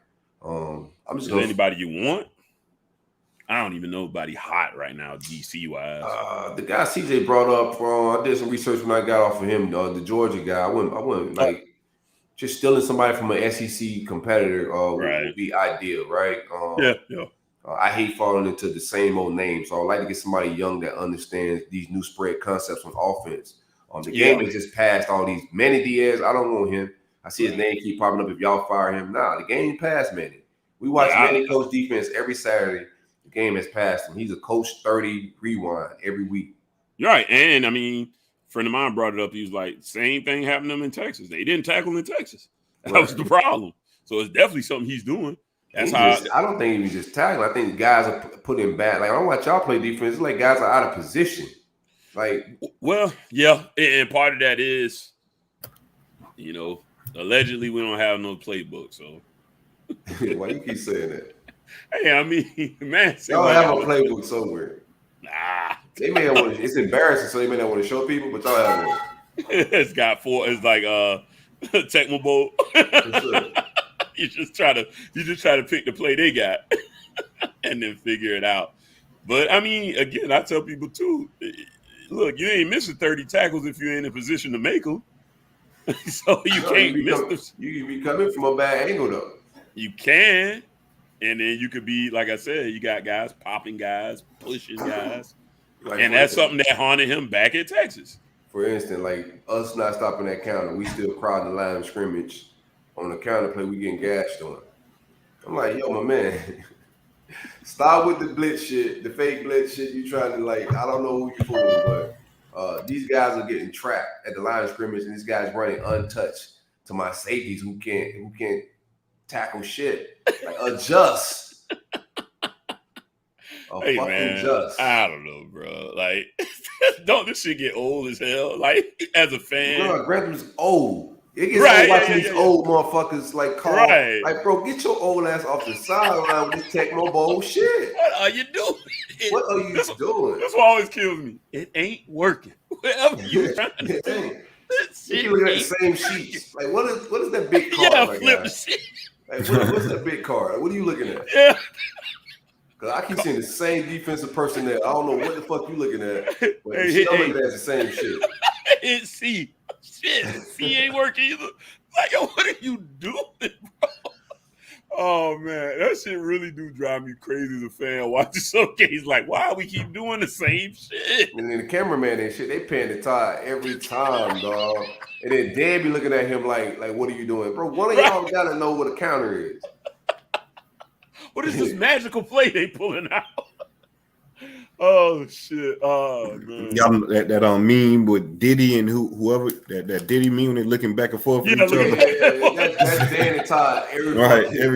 Great value. Great value, Odell Beckham. Yeah. Mm-hmm. Great value, Odell. Hell yeah. Yeah. Boy, man, you know what though? I'm with you. Something you said stood out to me because people are asking me, some of the things you hadn't heard. I was like, bro, give me like anybody off like the Rams staff. Give me one of these young coordinators out in these leagues. And let's move to the new. Let's rock with the new, man. I think, bring Joe Brady in somewhere for your team that needs some help. But now it kind of goes back to that conversation we was having, man. That shit for a fraternity and what's it's the rotating door, right? Yeah. That's the but look what Arizona did, right? But look what Arizona did in the NFL. Yeah, they broke they went away from that shit. They took Cliff Kingsbury, who was a loser, technically by record, right? Oh yeah, he was definitely a loser. Right. Yeah. They knew this. They was like, bro, we think we're gonna go ahead and we're gonna bring this guy in, and it's working. He got a young mind. So you gotta have a guy that can fit in with the locker room, but also is innovative in what he's doing. Like, I think Dan Mullen working in the NFL locker room X and O wise, but everything else, right, you got a problem. Well, Cliff, Cliff, you could go to the club with him. You know what I'm saying? No, Dan Mullen's gonna be an NFL coach playing all the old vets. Can you imagine? Gotta wait their turn, bro. Could you imagine being an Arizona Cardinal after a win with Coach Klingberg? Nah, could you imagine being after a win with Deion? Deion is shit right now. Yeah, but they not grown. These men grown. Boy, had Dolph grown up on him, man. Boy, singing Dolph lyrics in the locker room. I like it, but I'm saying, bro, I'm gonna go out with Coach Cliff, bro. It's gonna be, man. Listen, we the man in the city. With Coach Cliff over Prime. That's an egregious take. Yes, I'm grown for one. I'm talking about being grown. They grown, fam. They ain't grown. Some of them kids 19, 18. I'm going out with Coach Cliff, bro. We about to tear the city apart. I don't give a fuck. I was 16 or 19 or 25. Prime going to sleep, cuz Prime is going to sleep. Coach Cliff is in these streets on these freaks. You know what I'm saying? Nah, y'all making a poor decision if you go. Prime going to sleep, man. I'm rocking with Prime, bro. Yeah, he tripping, bro. He tripping hard. He tripping, man. Y'all letting Prime do hairline fool y'all. Nah, that man going to bed after Blue Martini. Right. And Cliff going straight to the film room. He ain't trying to do shit else. He going straight to the film room. Shit, I doubt it. He got Kyler Murray. He don't need that much film. Kyler created a lot of shit on the fly, bro. That's just what he do. Still, you 39 and wise, right? For sure. Yeah, you know me. I'm 41. You know we want to go to bed, man. What you think Prime want to do? I don't know. Cliff at the same time. Cliff 35, man. I'm 35. He 35. I'm 26. Playing in the league. He's a good looking dude too. I'm going with Cliff. I'm fucking with Prime every day. Man. Yeah, bro. You ain't talking to me. And I'm a millionaire. Cliff just saying, anyway, I'm just not appealed to hang with Cliff, man. Bro, y'all see? Yo, hold on. I'm gonna tell you how I know Cliff swaggy, bro. You saw his draft war room? No, I didn't. What was it? That was his house. Sick, right? Shit. He just got money. He got money in Arizona. It better look like that. That shit was. Oh, that shit was laid, though, bro. I'm pretty sure Deion got a strip club in the basement somewhere. Right. Deion got kids at the house, man. You see his kids, they in the strip club with him. And he gonna have a dice game going. Absolutely. Hey, I tell you big craps. More holes for me and Coach Cliff. Y'all going over there, Deion. Deion finna hit y'all with that old yarn about 9:30. Nah, look at that young dog man. Big vibes, man. Shit, I'm finna get on out of here, fellas. I do want to get into after CJ speak about Florida State. They come off the bye, but they got a game coming up against the almighty Walt Bell and the UMass. Fighting Walt Bells. Fighting Walt Bells. I do want to have a session after that. Shit to get off the pot. So get y'all mind on that. Players on the roster that need shit to get off the pot. All right, bet. Lord. We're getting into you already know mine. Yeah, I got a list, man. Get creative though. Don't give us the player game. Go ahead. Yeah, dig a little bit. I'm gonna say some uncomfortable names probably. So yeah, me too. It's gonna hurt me. Got to do it. Yeah, though. but it's sounded like I don't have some people that's got to get fuck up off the pot. Yeah, but you know, we're coming off a bye week, and doing this bye week, most of the coaches are on the road recruiting. So speaking of recruiting, just get into that a little bit. Let's start with the decommits. Malou Ba decommitted from us. Wasn't unexpected. I've been telling you guys probably about the past since we've been talking about decommits, bro. Yeah, it's just crazy. Plies right about everything. All that shit. Plies, shout out to you, man. We got to get you on, man. You ain't lied about the big 3 cents. Man, fuck them kids, man. They don't know what hard is. Man, listen, man. That's bullshit. Cause I'll be the first one to congratulate them boys. Man, go be great, man. I ain't mad at you, man. No, I'm not mad. I told him when Shamar digged me out, like, bro, I get it, man. Like, who wants to come Yeah. sit behind Amari Burney? And who wants to play when they're like a 4th-year junior? Like, go be great, man. Yeah. Man, none of them people, man. I really But don't. we didn't talk about AR comment neither. Yeah, let's talk about that real quick. You want to talk about that real quick? Yeah, let's jump into Anthony that. Richardson had a quote as well. My man Nick Delatorre tweeted it out. But he was asked, I think, by Mark Long about what was the question about playing time or after the season, decision making after the season. Do we see himself coming back at University of Florida? What's his plan? He just responded that I'm a Florida Gator right now, and all that's all that matters, and we'll handle the end of the season at the end of the season type vibes. Overall opinion, of course, he sent out a tweet later on that day. PR shit, clear up the vibes. Yeah. Can't have you starting quarterback. Damage control, right? Yeah, damage control. I get it. I kind of hinted at this at the pod before, at least on the no cap I did. That kid ain't coming back to share no snaps with Emory. I don't think he should the rest of the season, let alone next year. So the Emory got some decisions to make. The staff got some decisions to make as well, because if they think they can convince this kid to share quarterbacks with 5, they got something else coming, man. It's just not happening. I mean, hey, like you said, that shit's tough, man. But like you said, this NIL shit is gonna be the recruiting tool. But word is he already got some stuff set up. But I don't know, man. It's gonna be tough. I feel like the big draw is gonna be if Emory comes back or not. If he comes back, then he'll probably explore some options. But if Emory hits that portal and Dan makes that damn decision, said the show is completely yours. If he drops his nuts and say fuck it, it is what it is. This the route we're going. Then I think he'll stay for sure. Then,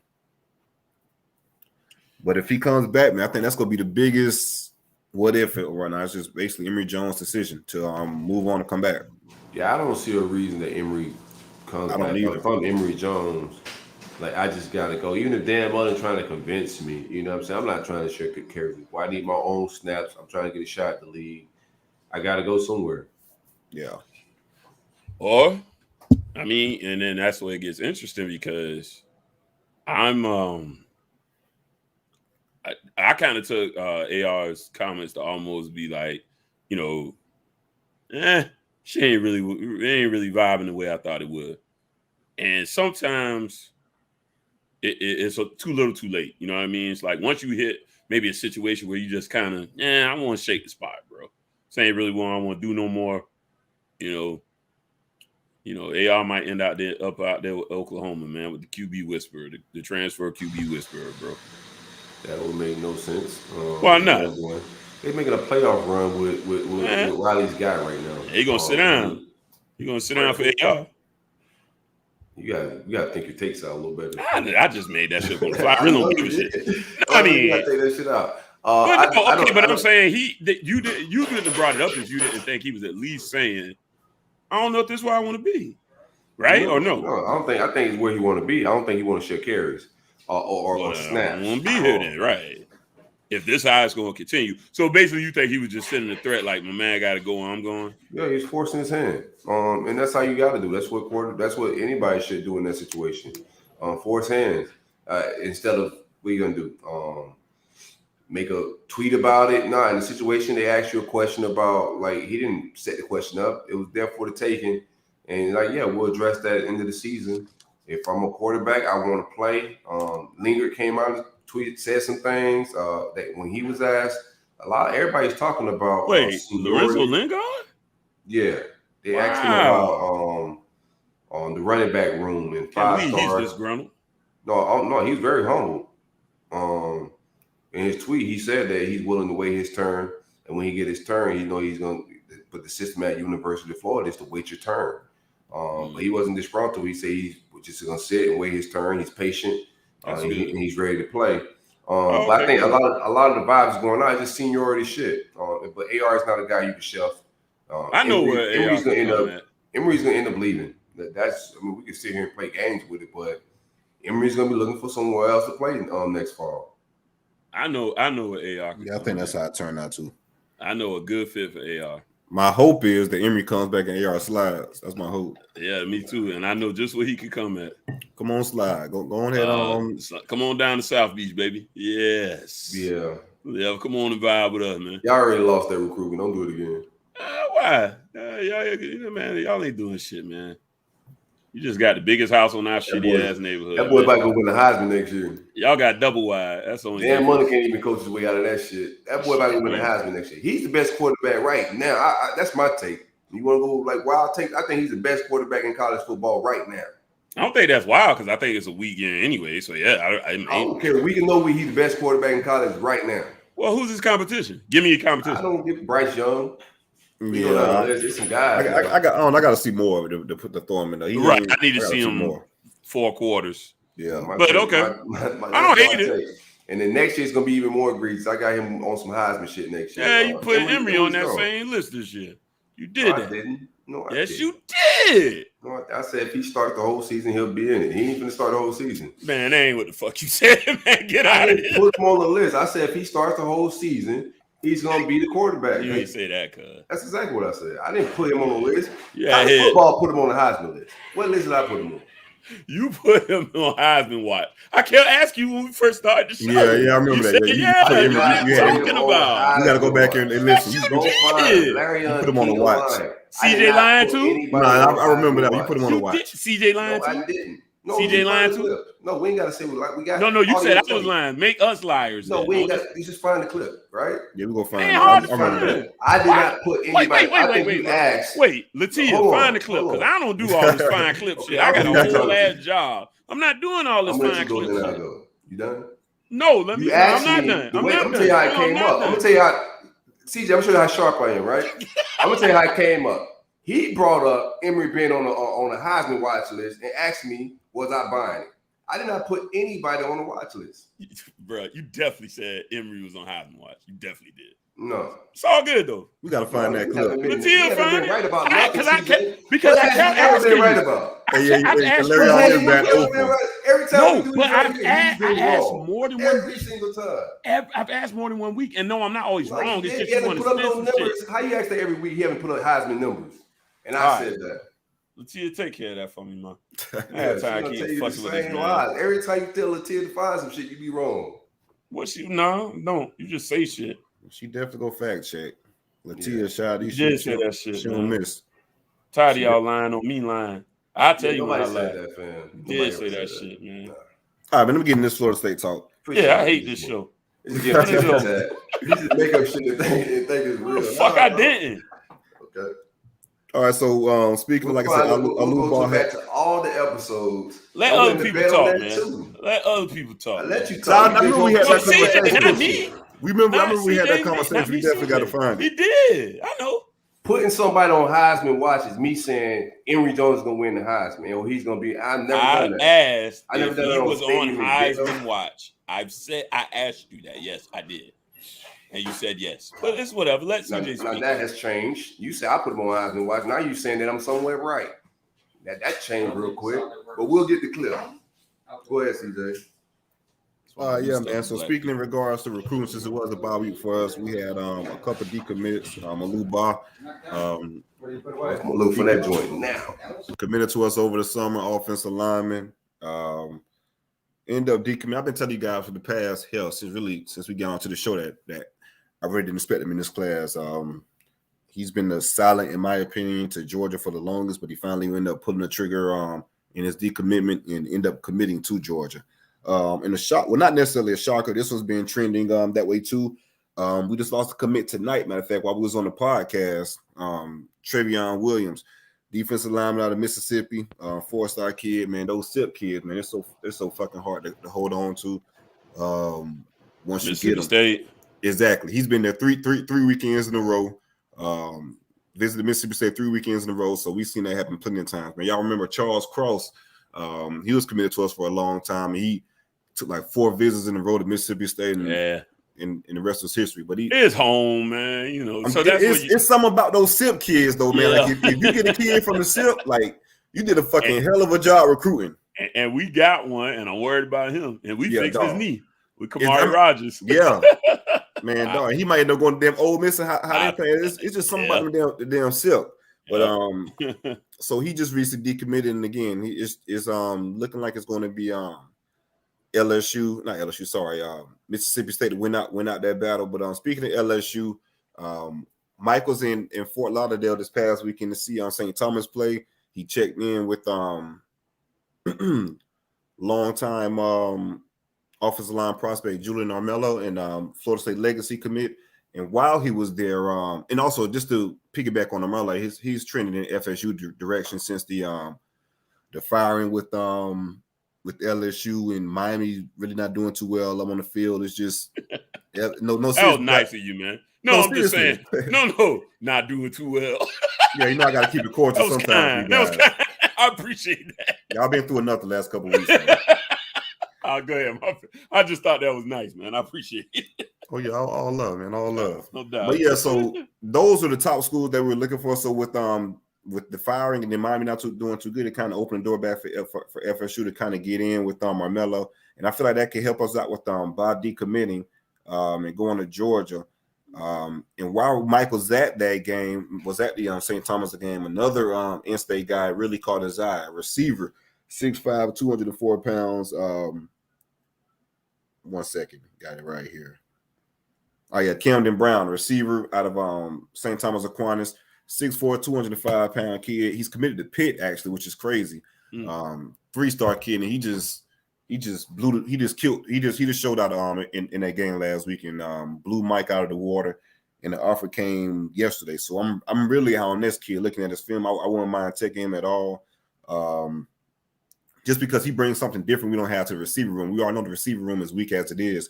We don't really have that big physical body, so we can bring him into the fold and finish out with some other prospects like Kevin Coleman to go with Mortaway and the receivers that we do have. Possibly get Destin Hill over the summer. I feel like that could be the right step in the right direction in regards to flipping the receiver room. And speaking of offensive linemen and decommitments, this is one name I want you guys to look out for. He's coming up to this is like a diamond in the rough type of kid, man. I love his fucking film. Like, it's amazing. He's coming to this UMass game this upcoming weekend. Jacarius Peak, excuse me, kid from Valdosta. We were just talking about Valdosta earlier with my Pop Warner my son Pop Warner team, but a kid from Valdosta, man, like this. Just looking at his film, man, like he's one of those guys, man. Big, nasty, physical, come with mean intentions, and he's fast too. Gets off the ball fast, moves real well. First couple seconds off the film, it just jumps out. He was one of those late bloomers. Once the midseason film kicked off, LSU offered instantly right before Ed O got fired. He got offered from LSU. Virginia Tech has offered. Louisville, NC State, Virginia, Georgia Tech, a bunch of the ACC schools, but LSU popped in. So I feel like if FSU could jump in there and snag him, I feel like he's better than Bob, to be honest with you, just based off the film. And that's not me saying that because, Bob recently decommitted, but I just feel like he has a higher. What I saw in the film, like it really stood out. I want you guys to check that film out, and I don't want to tip anybody else off and have other schools, run and grab them. But I'm about to call coach. Right, exactly. But he's that type of guy. Inside kind of kid. I think if he's a guard, I feel like he could be an All-American type of guard. Okay. Like seriously, he could be an All-American type guard. He could be a pretty good left tackle. But if he's inside, he's just a mauler. Okay. He's putting cats on the ground. He's finishing off blocks. There's nothing nice about him. He's not one of those big fluffy guys. Now he's one of those big guys that's going to bury your ass in the dirt. I like that. It's always fun watching trenches for me, man. Oh that's always my favorite part of watching the game. Yeah, man. If I could watch a bunch of pancakes from the high school level, I'm cool. Otherwise, in recruiting, man, we got that's pretty much it. Well, not necessarily pretty much it. We're in a good position defensive back wise. We've been recruiting some pretty good DBs. The board has kind of opened up. Speaking of LSU and what they have going on, it's a cornerback that we're recently after. I could pull them up right now for LSU's commitment list. LaTerrence Welch. Yeah, LaTerrence Welch. He has a good relationship with our running backs coach, Coach Yak. And he, man, watch out, Larry. Man, hell no. We ain't going that route. We definitely ain't making that higher. All right. It ain't no. It's just in the private chat. Nah, we ain't going that route. If bleep comes Right. to FSU, No. man. But yeah, I like Welch a lot. He's a really good defensive back prospect.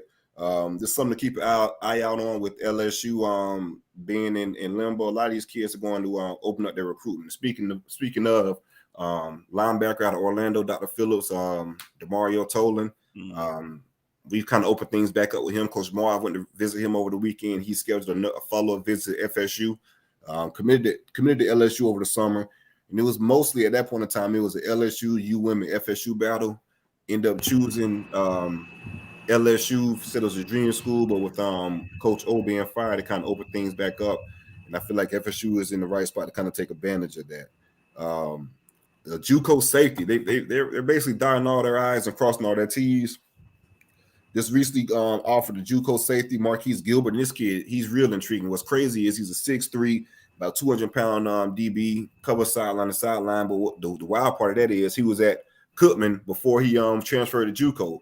So he signed with Cookman out of high school, ended up leaving for whatever reason and bet on himself to go Juco. And now he has a bunch of P5 offers with FSU and others lobbying for his services. So shout out to him for, bet on himself and say, hey, he wanted to try to go elsewhere with better options. It ended up, getting a lot of P5 looks. So that's where we are pretty much with recruiting. And moving on to this week's game against UMass. Not really much to cover, man. I just want to beat the fuck out of Walt Bell. And that's pretty much it. And just to kind of give you guys a backstory on Walt Bell, because you guys hear me talking about this a long while in regards to wanting to get back at him and whoop his ass and all that type of deal. As most of you guys know, Walt Bell was the offensive coordinator, the first offensive coordinator on the Willie Taggart, and he had a real good relationship with Sam Howell. He was one of the main reasons that Sam Howell committed to FSU. So it was at one point during that season where Willie and Walt Bell kind of started butting heads, and Walt Bell started doing some shiesty ass shit, just to put it lightly. And he was basically, bad mouthing and negative recruiting Sam Howell, to kind of leave Florida State and check out other options. And he kind of pushed him towards the UNC, let him know he's not going to be at the end of the season. Just saying that, everything is a shit show, so to speak, and just leave, decommit while he's still getting FSU checks and coaching for FSU. Long story short, Sam Howell ended up committing to UNC, and the rest is history. And also, Willie wasn't really the main. How can I put this? Walt was the main contact, so Willie didn't really build the relationship that he should have did with Walt. Well, not Walt Bell, with Sam Howell. They kind of smoothed things over once he left. So we ended up, without Sam Howell, and we went 2-0 against Sam Howell versus playing him. So now I want to go, beat the shit out of Walt Bell and complete the damn trifecta of the whole Sam Howell debacle and the whole Sam Howell saga.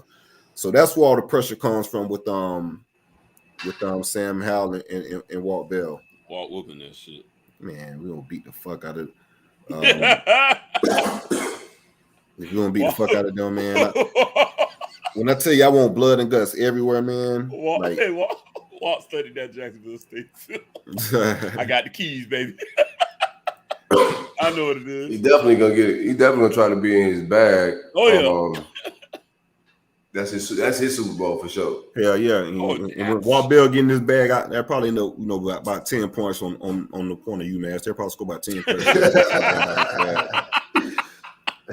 That's a bad game for Walt Bell. That's crazy. No, that motherfucker was terrible for us, man. Imagine digging deep, coming out with 10 points. 10 or 13 points. Gave everything you all. I'm talking about leaving the damn film room and leaving the office at 4 a.m, coming back at 7. What's the spread for UMass right now? 35. It probably ain't one. Oh, okay, 35. Okay. Yeah, it's 35. Yeah, ain't no way y'all covering that shit, right? Y'all covering that? I don't know, man, because like I was saying, when y'all had 38 for Vandy, even though y'all covered, I was like, nah, there's no way y'all can really cover that shit because due to the situation. But then Harlan was like, they missed like 3 field goals. They went forward on like 4th and 1. So in essence, they could have damn covered. Yeah. So that's why I'm kind of skeptical of picking the spread, man. But fuck it, man. Fuck Walt Bell. We gonna cover that shit.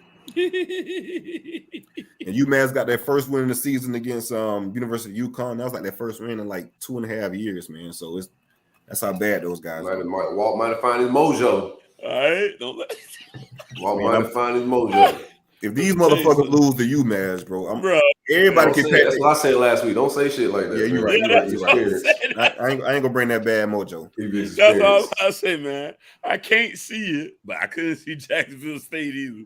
Crazy shit just happens sometimes. Because I mean, even y'all losing to Jacksonville State was crazy. Let's be honest. Like bullshit aside. Yeah, but that to be the way y'all lost, the motherfucker threw the shit downfield and beat bro. 2 DBs standing right there. And then even after the throw, bro, don't even try to make the damn tackle. Like, so hey, yo, that's a nerve-wracking situation. Like, oh shit, he caught it. Right. Yeah, but you still figure, he get tackled. Yeah, like he ain't even, bro. I don't even want to talk about that shit, man. Look at it. That both DB was hoping the other guy got the guy. Yeah, both of them. Yeah, that pissed down their leg. That the cheerleaders walking off the field, like that's every FSU fan on that game. Even me, like I was like, that probably the whole college football world. Like, what the fuck just happened? What the fuck? Like, come on, they've been through their shit, but I wasn't giving Jacksonville some W. Yeah, right. That's hell. Well, that's one great advantage y'all got too on the trail is we know that Mike gonna be back next year. So he can still, and that's one thing that Mike kind of sold preseason when he was recruiting these kids. Like, man, this year's gonna be a work in progress, in regards to the season. We just ain't really got all the pieces just yet. But work with us. We building and we're moving forward. We're getting better, so to speak. So he's what we see on the field is what he's been preaching. But again, though, it's the degree of it. You feel me? You start 0-4 losing to JSU. Nah, that's a little bit different than the struggling. Right. But then if you flip it around and say get some wins you shouldn't win and get like 5 to 6 wins on the season, which is on the table, then okay, I can see that. Right. So that's not a bad pitch. It's not a bad pitch at that point. And any one of y'all gonna be worse than 4-8 games. I think we we went 3-6 last year. Yeah, and Miami facing y'all type of shit. 3 wins. My 6-6 is an optimistic 6-6. All right, let's be clear. Like I think we get the 4 wins. We'll get the 4 because we got Walt for 3. Mm-hmm. I'm definitely counting that. So I think we'll get 4 for sure. See, yeah, like I said, even when I predicted that 6-6, we had to tear off the last 4 wins to pull that off, and that's optimistic as well. So, yeah, we could go 4-8. There ain't no reason for me to tell you we definitely ain't. I ain't gonna lie to you like that. There's just no point in it. Yeah, we've been close, but no cigar. But I mean, so what? When we win, it's close. We don't whoop nothing. Right. Minus 1 game last year. That was really it. I just realized I did the ad reads wrong. It just hit me just now. I didn't want to say nothing. I thought I was tripping. Yeah. But that's all I got. That's all I got for FSU, man. Beat the fuck out of Walt Bell. Beat the fuck out of Walt Bell. What we doing? Covering the spreads? What we picking on this one? Yeah. We do the spread. Yeah, I like us to cover. Fuck it, man. Just because it's Walt Bell. No, y'all ain't covering that shit. 35, man. Just because it's Walt Bell. Fuck it. That's a lot of points, bro. I'm taking Walter in the 35. Give me Walter in 35. That's a lot of points. I feel. It's a lot of points, man. It's just because I don't like Walt, man. Fuck it. I get it. We'll have to cut and paste this a little bit, Harlan on the real show. Shout out to the great folks at Bennett Auto.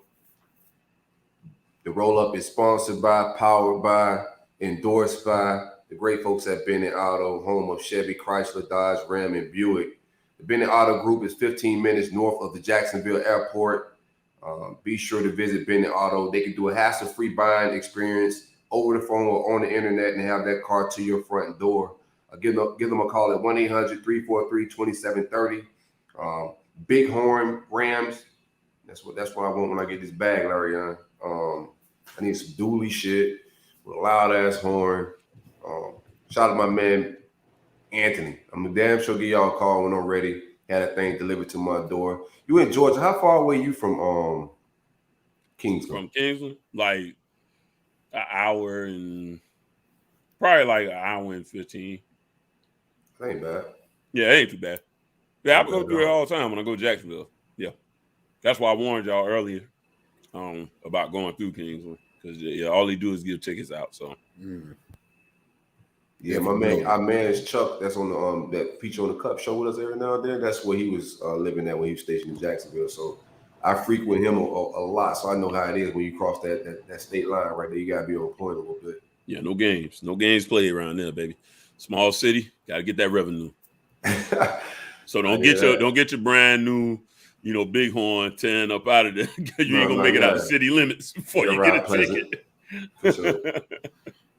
Let's get to some top 25 talk, man. Bama right back in the mix of things. That loss to A&M may bounce them back too far. Nah. Top 25, what's popping out to y'all? Let's see. What kind of movement we had this week? Shit, man, Michigan. Fucking Iowa lost. Iowa was our team. They dropped from number 2 to number 11. I ain't gotta find a way to get some points. They gotta figure out. Yeah, they can't score. Yeah, Spencer Rattler, my boy Spencer, go to Iowa, bro. Ain't no fly shit in the cornfield. Yeah. Spencer. In Oklahoma, I used to live there. Those are thoroughbred workers. We talk about these type of guys. Ain't no glamour shit out there, bro. Ain't gonna have no car dealership NIL deals out there. Oklahoma is a party school, fam. It's a different vibe. What you think they do in Iowa? You got some farmer deals out there. They're gonna be balling. They're having parties in Iowa. Working. Bro. All them boys be juniors with full families, like 4 kids and shit. Right, married, taxes. That might be what he need. That might be what he need in his life. Yeah, you might need that. It ain't about what you want.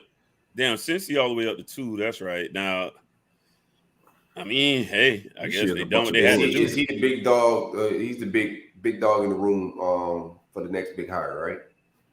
Who's that? Oh, Fickle. Yeah, Luke will probably be the next. Can y'all see him out of like the Big 10 though? I don't know if he wants to be out of the Big 10. Right. I think college football is like all that fit shit is different now. I think. Think so? I think a lot of it's just personality. Like, where do you want to be? Like, where is going to be comfortable for you and the wife? Right. So that's the only thing I think about. Like, yeah, USC would be very smart to hire Luke Fickell. But I think it'd be smart for him to stay in the Big 10 because of where he got relationships at. Like, it just makes more sense. If I'm him, I want to stay in that conference, Midwest area, just because of my relationships, what I've been building. But I think he can make that shit happen anyway. Because he go to Cali, that's just a different recruiting base and everything. Like, everything changes a little bit. Yeah, it's definitely a different recruiting base. Other than that, I don't know. Other than that, it wasn't too much boo, man. The big boo was just Iowa.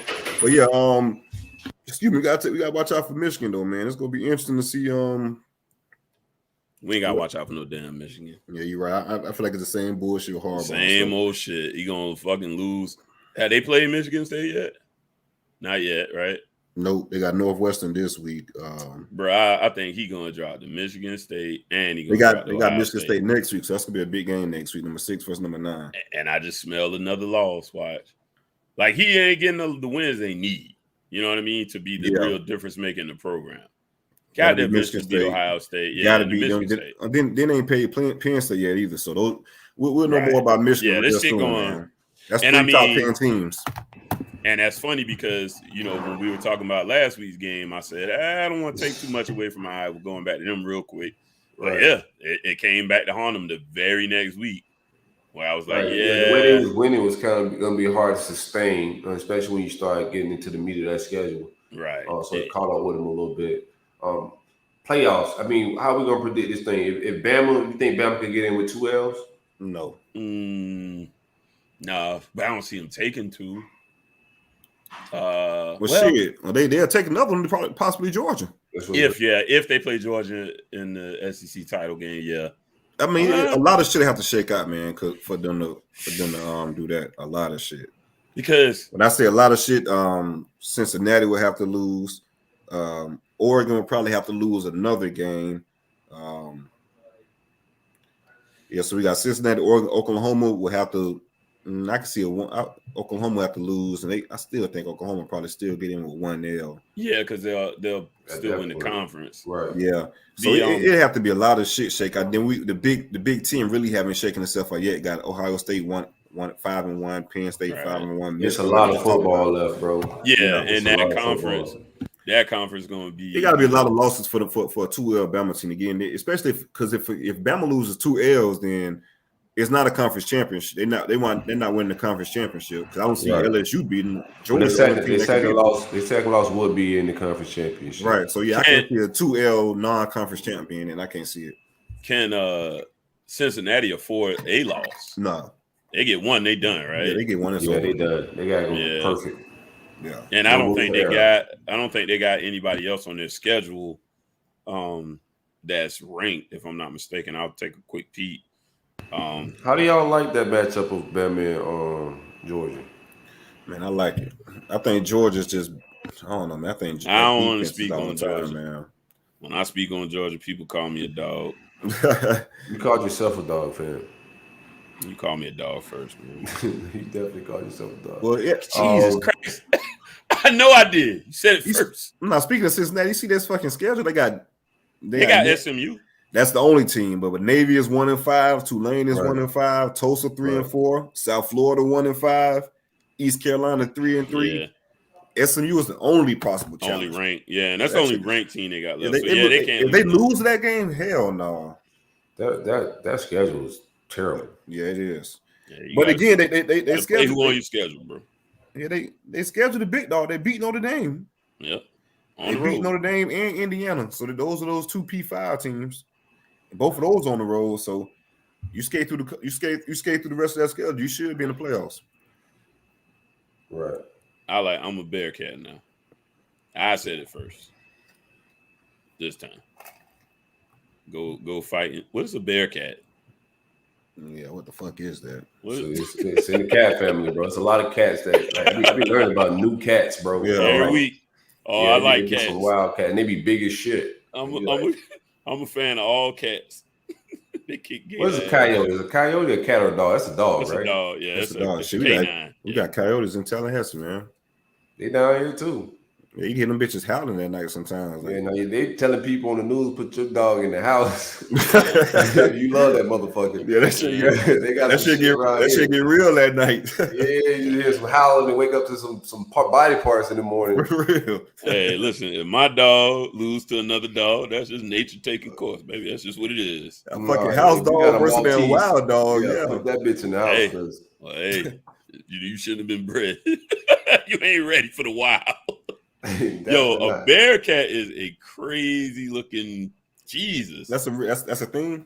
It's not even here. It's in Southeast Asia. We got bobcats here in Florida. Nah, but y'all Google the Bearcat, bro. That shit. It's not even in this country unless maybe it's a different kind of Bearcat. What the fuck is this nuts. shit?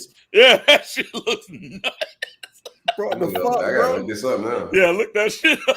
They gotta change their fucking mask. I just off the strip of this shit. Look, man, what the fuck is this? It's wild. I wasn't expecting no shit. I was not expecting that, man, at all. Hell no. Motherfucker don't even look dangerous. Right. It look evil though. It don't necessarily look dangerous. Man, it's like a sick meerkat. This should be more than one Bearcat. This can't be the Bearcat. This should look like if the Lion King was based off of damn Timon peoples, this would a fucking a Timon scar would look like, man. Like what the fuck? When it growls, you'll see why they call it a bear. It got like bear-like teeth. Yeah, but wait a minute. Is it it's a herbivore. Who the fuck named this shit at Cincinnati? How the fuck you find some shit way in Asia that look like this? What are we talking about? But this is hella interesting. In Little Asia. Man, they found anyways, I just was because I was just talking shit saying I'm a Bearcat now, and I was like, wait, what's a Bearcat? Let me make sure I want to be one. Right. That's pretty much all we got from top 25. 25, yeah. So what's up with my man Lane, bro? They like Tennessee wasn't feeling them over the weekend. I took that. They got bad blood anyways from Lane. Fuck that game. It's pressure regardless with Lane at Tennessee with how he left the last time. Because remember he left on some bullshit, man, to go take that damn USC job. Well, y'all got Lane trained that on the coaching hiring boards. Y'all think he gets a big job? You hiring him in Miami, Larry? What's up? Oh yeah, big time. Yeah, I just need to win, man. I ain't got time to be worrying about like my coach partying a little too much. None of that's important right now. I just need somebody to get the stink off of this turd, you know. Yeah, So I I'll don't think take Lane Lane. gonna call that boy, man. I Oh know no. We definitely not. We're definitely not. Yeah, I USC ain't would. gonna call him. I'm the AD. Yeah, they can't. That went bad last time. You know, fire the man on the tarmac. That's kind of a weird call later on. Yeah, I don't know. I don't know if he'll be up. Tennessee gotta move on though. That shit kind of old, fam. A little bit. You know what I mean? Yeah. I'll be honest with you too. That shit's over 10 years old. Y'all saw when Lane caught that bottle mid there? Oh, that was raw. That was Yeah, good. that shit was smooth. They did catch him though. I mean, he can't catch everything. Yeah, you get drunk out, that bitch would have been legendary. Yeah, you should have drunk out of it. Missed opportunity. He got hit with a golf ball, bro. Like they threw a golf ball and hit him right the front. Right? They hit Cuz with a golf ball. Come on, fans. Bro, stop being that kind of like that shit could be dangerous, bro. Who brought that to the game though? And who brings a damn golf ball in the game in the first damn place? And just stop throwing shit at people, bro. It's cowardly shit. You sitting way up here, like motherfucker come on the stands. You not gonna do. You gonna be like, oh, I see Patterson the malice, bro. Right. Right. If would have came up in the stand and started stealing off one of y'all boys, then what? Right. Someone made a good point about that shit, man. These fans think they're entitled to that type of shit, man. It's sick. Yeah. It's people sick, beat your ass, man. Lane ain't with nobody ass though. Yeah, Lane not. I mean, not saying he even would like it, but it's just I don't like. Just relax. It's just a game, man. It's just a game at the end of the day. You're supposed to cheer. Boo him. Don't be throwing shit at people, man. It's too much. Have a little class. We're not coaching. Tennessee. We're not coaching. No, there's no class in toothless Tennessee. You can't go to you banned now. You got to check in and go to Knoxville. No, I don't plan on going to that play. I heard some horror stories about going to Knoxville Stadium if you win. I've been there before. Well, not the stadium. I've been to Knoxville. Yeah, that ain't my vibe. That ain't really my cup of tea. A lot of stadiums I want to go to. Knoxville ain't one of them. I heard it's legendary though. Big crowds, loud, all that shit. But I have no desire to go to that stadium. While we talking about coaches, Washington State's head coach. Out of there. They cut Buddy loose, man. He wouldn't go along with the vaccination mandates they have for him now. So I respect it. He made a decision. He's suing them now. No, motherfucker, you can't sue. Nick Rolovich, head coach, former head coach of the Washington State. I don't know what their mascot is, but it's not really on the school. Yeah, the Cougars. Shout out to the Cougars.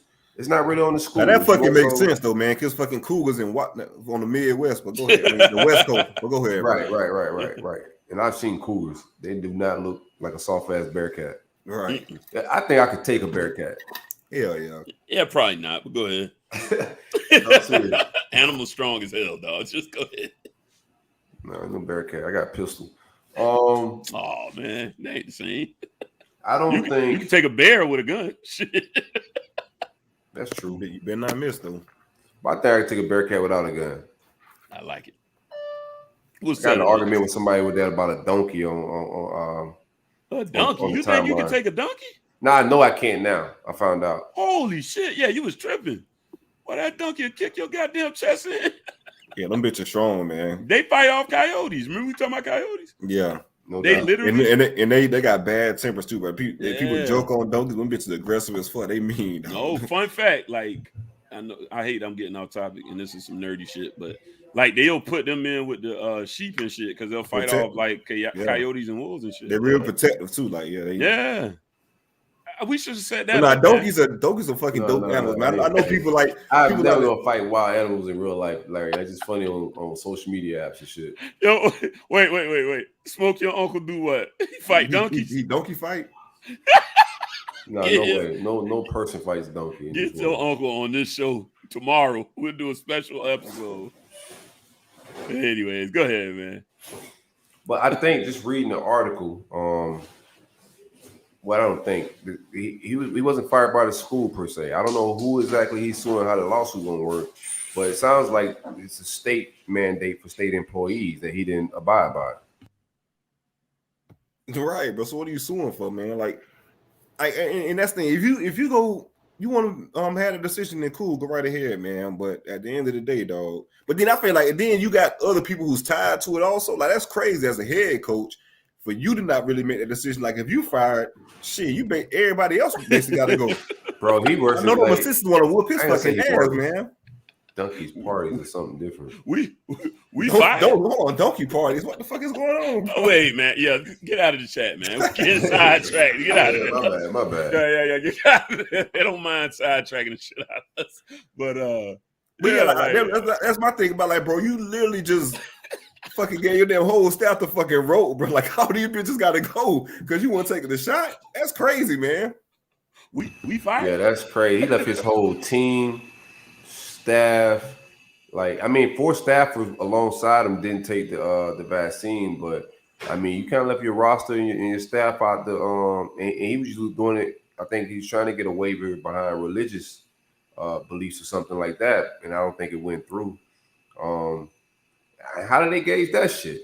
Like, what do you have to say for them to say, okay, your religious reason could be valid?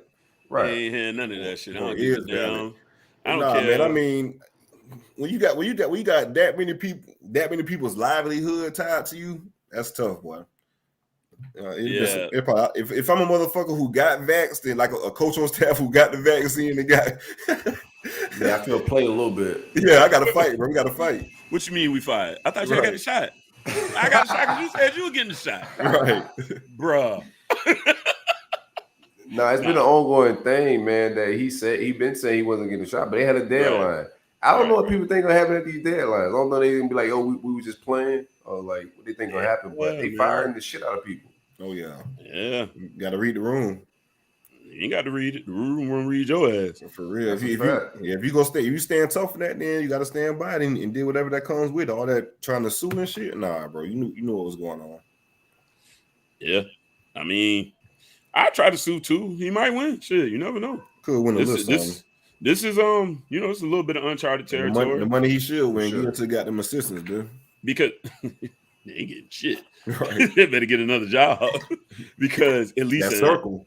In our in our lifetime, we haven't faced anything where, hey, get this shot or don't get this job. I think, and someone could correct me if I'm wrong, I do think like nurses have to get like flu shots, if I'm not mistaken. Not 100% on that. But yeah, this is definitely something new for us. But what's crazy to me is like military folks complaining about it. Like, bro, you're in the fucking military. Like, your rights are fucking gone. Like, you gotta every damn vaccine and shit. You gotta take that shit. Like, that shit is literally mandatory in the damn military. So how the fuck are you complaining about this shit? They walk your ass up out of there. Yeah, they're not gonna strap you down and shoot you. They just like yeah. Well, yeah, military. Like, you're not gonna be in the military at all. I mean, that's just wild times, dog. Like we think about like people's lives are changing behind this shit, dog. It ain't like people making that shit sound simple, but people are making life-changing decisions around this vaccine. Like he just walked away from probably a career. I don't know where his next move is, where he go coaches. I don't know, it's wild shit to me. Sure, you know somebody.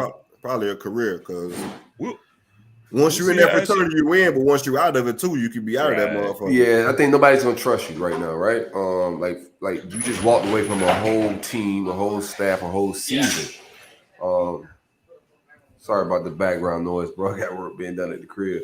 But I think like any other AD booster program, anybody that's like on co-sign him as a coach, nobody's gonna trust him again. So I think his career's kind of like done on the big boy football.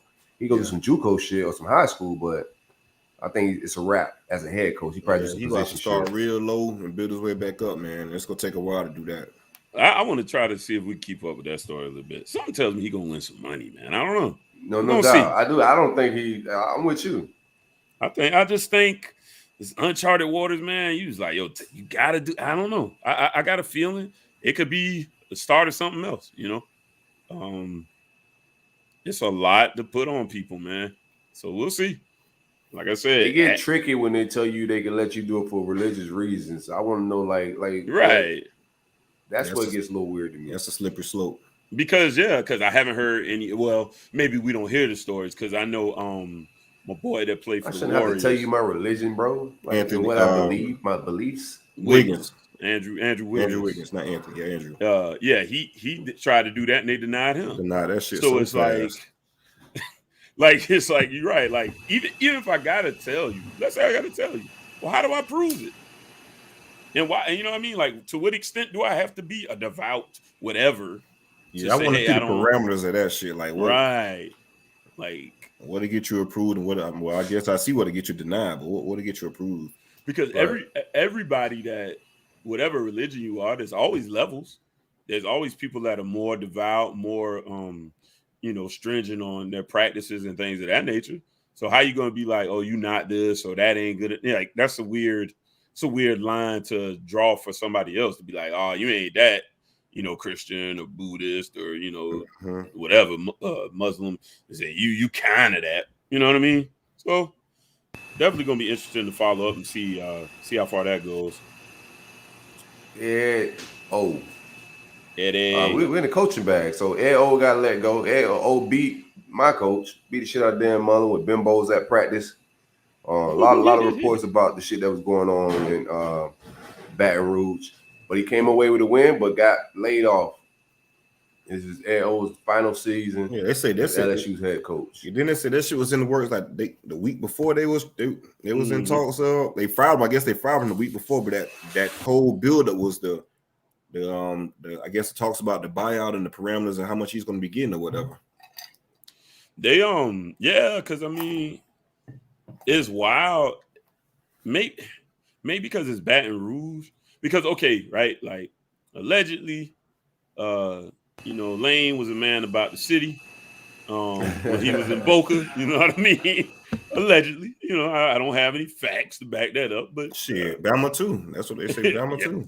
True indeed. So I do think. Shout out to the co-eds. Do you think it was just that one particular lady he hit on that was like a higher up?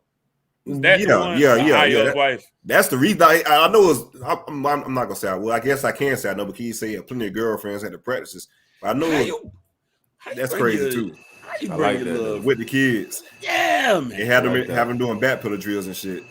But yeah, work hard, kids. It was definitely plenty of women involved or whatever. But that was the one that just because a pregnant wife of a big time LSU booster, like, come on, bro, that shit ain't about to fly. Man. On top of, this ain't 2019. You ain't, you know what I'm saying? You ain't got a 2019 team. Bro, Ed O is pulling up on girls like he dead set at the gas station and shit. For real. Yeah, that what he said. Don't give a fuck if you pregnant, don't give a fuck if you married. Bro, he ain't care about nothing. Trying to have pregnant sex is wild to me. That dude said. If it ain't your wife. Yeah. That dude said. And she's married. Otherwise, it's great. Right, and she's married. That's crazy. That dude said, yeah, like, hey, you look like you work out. This is Ed. You look like you work out. You could work out with me sometime. And she said, I'm pregnant and married. Like, what that got to do with anything? Like, bitch, I'm Ed O. Fuck you mean you pregnant and married, bitch? And I'm Ed Orgeron. So what we going to do now? That's insane. Ed tried to backpedal, though. He was trying to be like, I just said we could work out together. But no, someone made it. What are you insinuating, madam? Right. Hey, somebody made this interesting damn point too, man. Like divorce, bro. Like divorce in general, man. That shit shakes up a lot, man. Because all this behavior happened after his damn divorce. No, seriously. But remember I said it been smoke about Ed O in these streets. I was about to say wilding out. The divorce was because Ed was already doing this. This ain't no new shit. Okay, but this is divorce. I know firsthand when Jimbo was here, or whatever. What that situation did to him, and kind of shook things up, and ultimately led to his exit. And shout out to the Gator though for doing that. It was Jimbo's wife, right? Yeah, right. This was his old lady stepping out. It's different when you stepped on or to step her. See, Ed was a big stepper out here. Ed won that fucking national championship and went nuts in the streets, man. I would have too. I'd say, you got to go. Yeah, take your money here. It's fine, cool. I'm tired of hiding. Let me just do what I do. Yeah, man, open with that shit. Eddie O was like, yeah, I'm tired of playing games with it. Here go your cut. I'm gonna let you loose. You're no longer under contract, and now I can just really do what I want to do out here, man. Could you imagine you big dog around Baton Rouge, you chilling, and your wife come home one day and like you big dog, like you said, big dog. I'm big dog around here. I can get coach O fired. Right, yeah. That's the ego I thing get you too. fired, bro. You think you hot shit around here, new money. Yeah. You know what I'm saying? But see that goes down to how he's like, shit, I'm fucking Ed O. And this motherfucker like, Nick, who? Right. You forget I'm the reason you still got this job, and I can be Right. the reason you don't still got this job in just a minute. And just like that. That shit's crazy. I like the negotiation, you know what I mean? We do know for a fact that LSU will negotiate with terrorists, man, because that man was out there being a terror on these streets trying to get everything shaken. Yeah, Ed was in rare form. I like it. I want to know what season Ed O asked his wife that. Because it was right after Joe Burrow was doing this shit, and he kind of let it slide, and I'm going to judge him a little bit. Right. I don't know, man.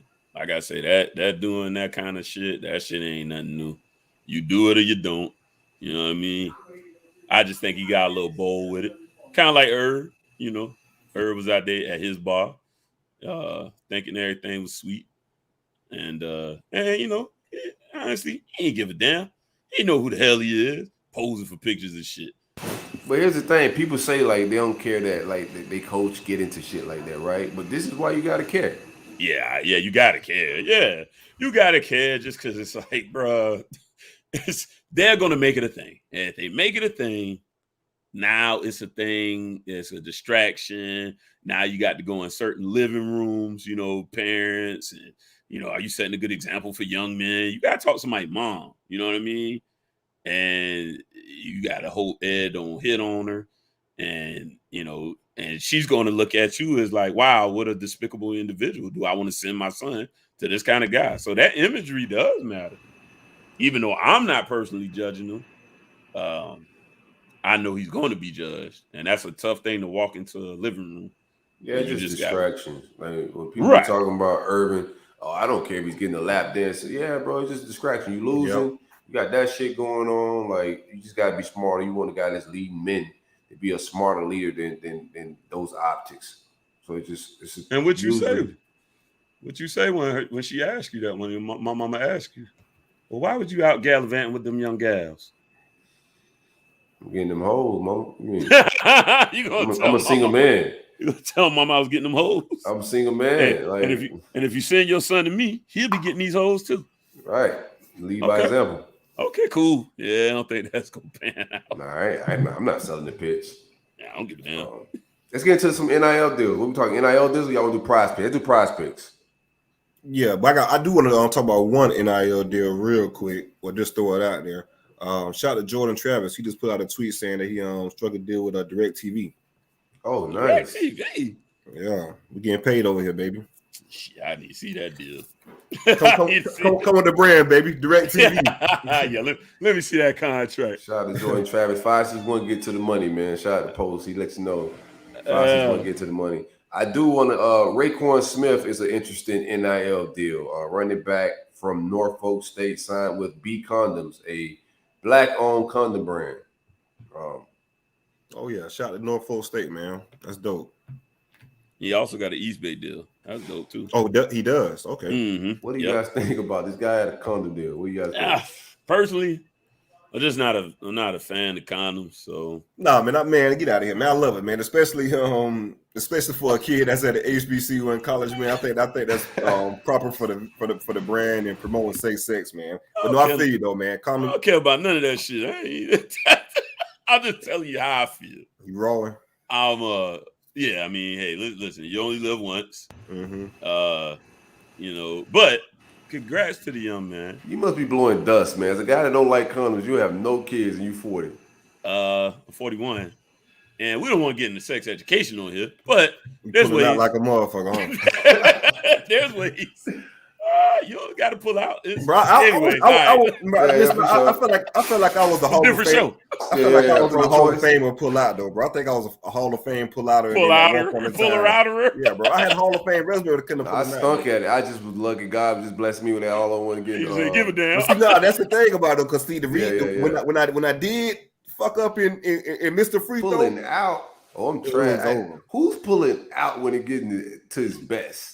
Nope. I did at one point and I was good, but once I stopped though, I ain't missed at no point in time.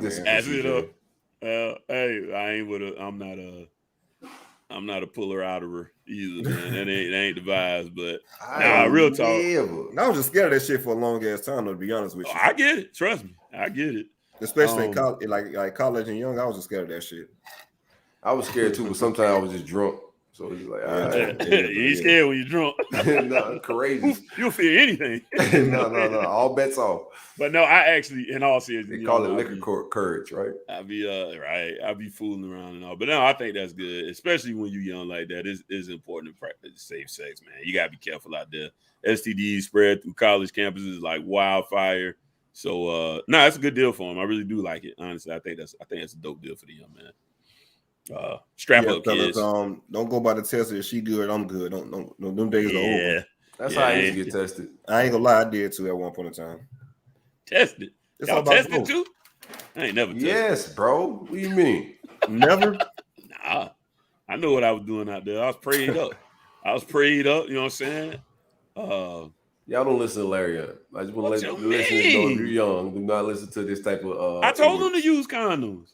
Try to get you an NIL deal like my guy right here. Yeah, I said use condoms. No, I want them to use condoms. I'm telling them that, you know, I just was like, I feel like ain't nothing wrong. But yeah, let's jump black on it. Black on. They got that is dope. You better ride with gold. Put an OL in that smoke. Or ride with God. You got to put get that gold package, fam. Right, that rapper God looking at you funny. Everybody ain't built for no gold package, man. Just get one that fit. Yeah. So these are made by black people. They like Drake said, know yourself, know your worth. Yeah, they made. Yeah, let you shut up. You about to get into a bag. Say gold should be the standard then. Gold should be the regular. With those. You about to go down that road again. Yeah, that was gonna be an egregious take I was about to say, so I just had to vibe on it. Shout out to Emory Jones and Anthony Richardson got a deal with Outback Steakhouse. Them boys got to share NIL deals in the quarterback position. That's fucked up. That's crazy. We'll get the majority of the money. Boys they got to share snaps and money. Bro, can you imagine Emory getting a bigger cut? Like, bro. And y'all transferring for real then. For sure, though. That's y'all cut that shit out, bro. Do that. Let's get these prize picks, man. Shout out to prize picks. Prize picks is the easiest way to play daily fantasy. It's daily fantasy simplified. It's just you and the projected numbers.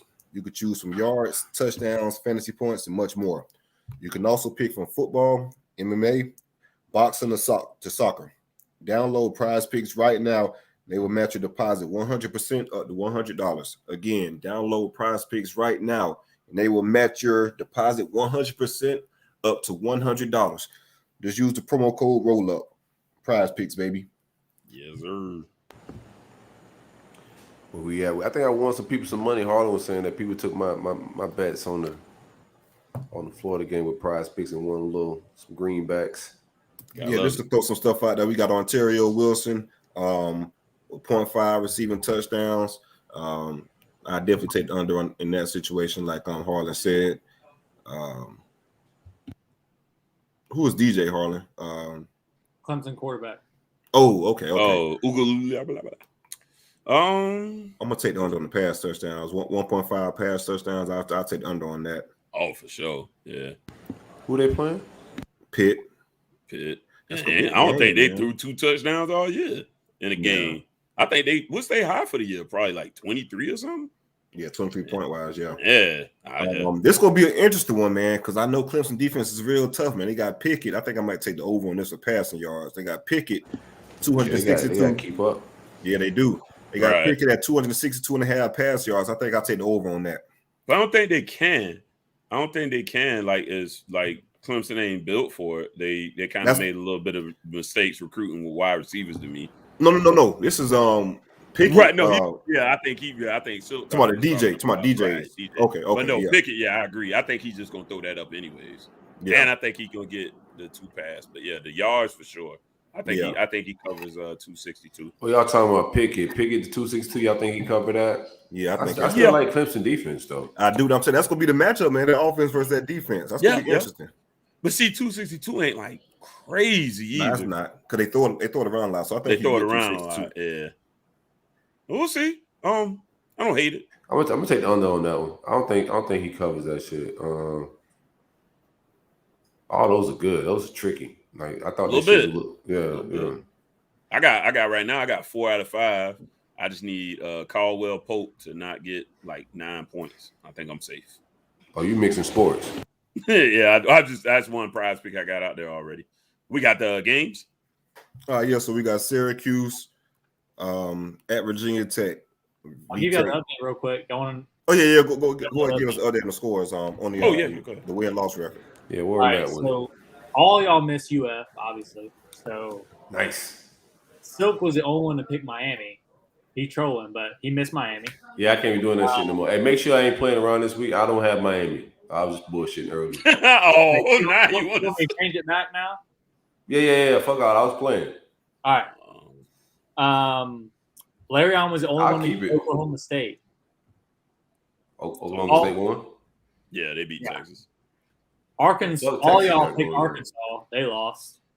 Larion was the only one to get Ole Miss. All of y'all got Pitt. All of y'all missed BC. State beat their ass. Yeah. CJ is the only one that missed BYU. Baylor won. And then CJ and Silk picked UK to cover. Larion did not. So to overview everything, y'all are in a 3-way tie at 25 and 24. All three are 25 and 24. We the best at this shit, man. Yeah, give me my North Carolina State pick back. Fuck it. Give me Miami. Fuck it. You don't mind, huh? Yeah, I don't mind. We even. I can take the risk. You can take the risk. I like it. With Big Manny, baby. Can't fuck around with it. So we got Syracuse at VTech. This one tough for me, man. Y'all on the bye this week, right? So yeah, I'm on the bye. Okay, that's right. Syracuse at VTech. Virginia Tech 3.5 favorite. Man, it's tough, man. Syracuse been playing some tough ass games, man. I like Tech at home, especially this time of year. Yeah, they are. Dino could weigh his Beijing out there though. Oh, give me Dino. Goddamn. Oh, that's a good factor. Good factor. Yeah. No meltdown on this one. Yeah, give me VT. Fuck it. Let me go Virginia Tech, man. I'm going Syracuse.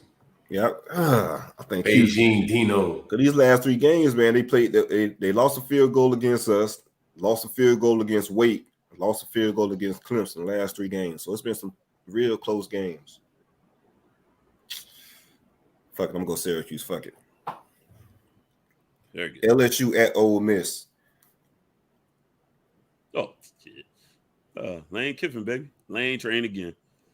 Yeah, give me Lane. Lane gonna come in and do what he got to do. Lane ain't finna play with these people. Give me Ole Miss. Was that some Matt Corral smoke though? Hold on, I might be helping us both out real quick. I thought I heard something about Matt might be hurt. Nah, is he? Nah, dead ass. Dead ass. Let me see that real quick. I swore I saw a little blurb about him maybe being injured this week. LSU is terrible. He's questionable. What Dan Mullen was doing. He's questionable for that game.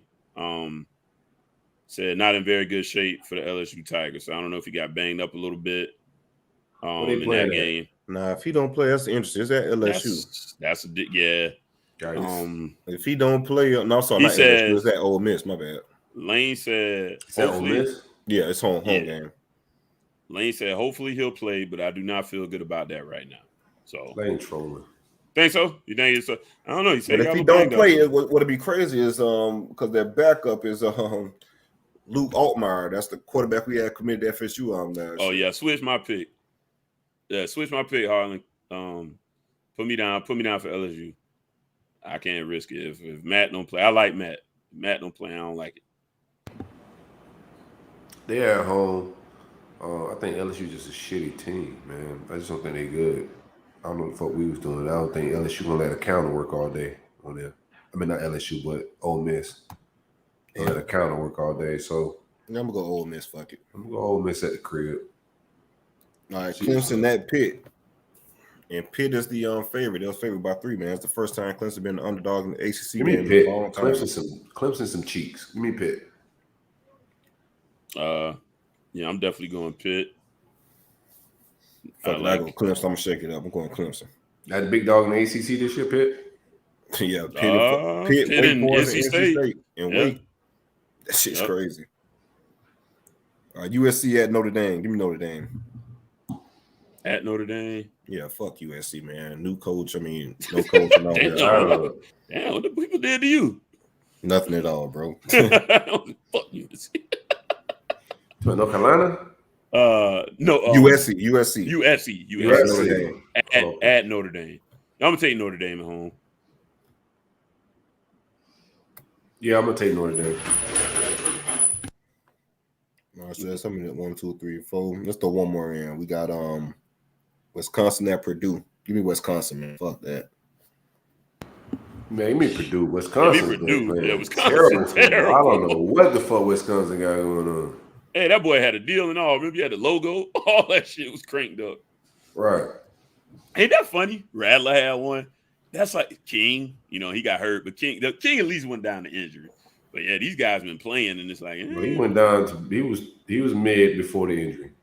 Nah, he's a big man in the city. You had to get him at least in the city. And we don't win them games without the air.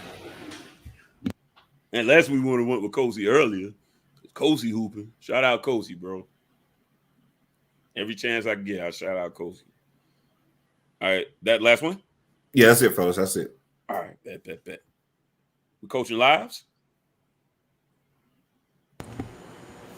What was that? We coaching lives? Are we ready to get the people coached up for life? Life coach. All righty. We finna kick with life coach. We supposed to have Spencer come on and kick. I got background noise. Sorry for like the background noise. I just got somebody installing the AC, so it's throwing me off a little bit. We're about to get into our Spencer. We're gonna have Spencer come hang out with us, the life coach. Larry, break it down for us. Let the good folks know where they can find this beef jerky at. Man, listen, y'all looking for the best, bar none, beef jerky on the planet. You got to give my boy Spencer. He's sending out T-shirts when you ask for them. May take a little while. He may kind of try to fat shame you a little bit and say I need the 6X, which I don't. But it's cool. I got it on the way. Actually, I think it's in the mailbox now. But you got to hit my man Spence up. You're going to get your only beef jerky made to order. It's not sitting on some shelf already, just drying away. He's going to go get it locally sourced, specifically for your batch. Marinated 24 hours in freshly crafted marinades using only locally sourced produce, all natural ingredients with no added sugars. Of course, we have the 5 staple flavors: original, Old Bay, habanero bourbon, mandarin jalapeno, and lemon pepper. Oh, CJ let me down this week. Been doing so good. I'm gonna just get the drop and just hit the button for now on. Usually I toss the alley. So remember I was telling you guys about the kid Trevion Williams decommitting. His auntie had chimed in because she was like a big part of his recruitment, was kind of active or whatnot. And she had tweeted, I just hope no one pisses me off discussing my nephew and his decision. And she went in all caps to go to whatever school he wants to attend. It's not my decision, it's his. No doubt. Yeah, his Spence up worldwide. Spence, what's good? Worldwide. I good, bro. Me, bro. I'll step on Spencer's ad read. It's my bad, bro. Damn it. Worldwide shipping from spencersjerkyjerky.com. We can get you anywhere from, let's say, North Carolina to Korea. Exclusive promo code Big Meat. That is Big Meat. Think of me when you think of Big Meat. 10% off.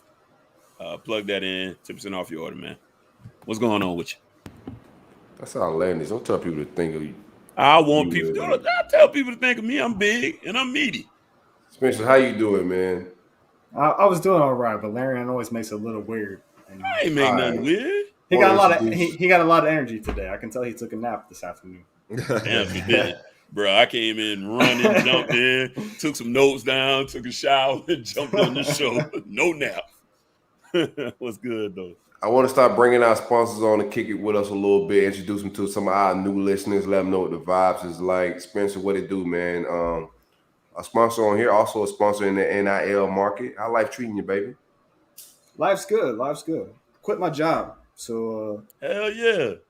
I'm my own boss now. So Love that boss shit, that mogul talk. That's good. The little mogul talk, you know. Life's good, you know. This is the first week, like I woke up on Monday and like I was like, oh, I got bossed myself around. That's right. You know?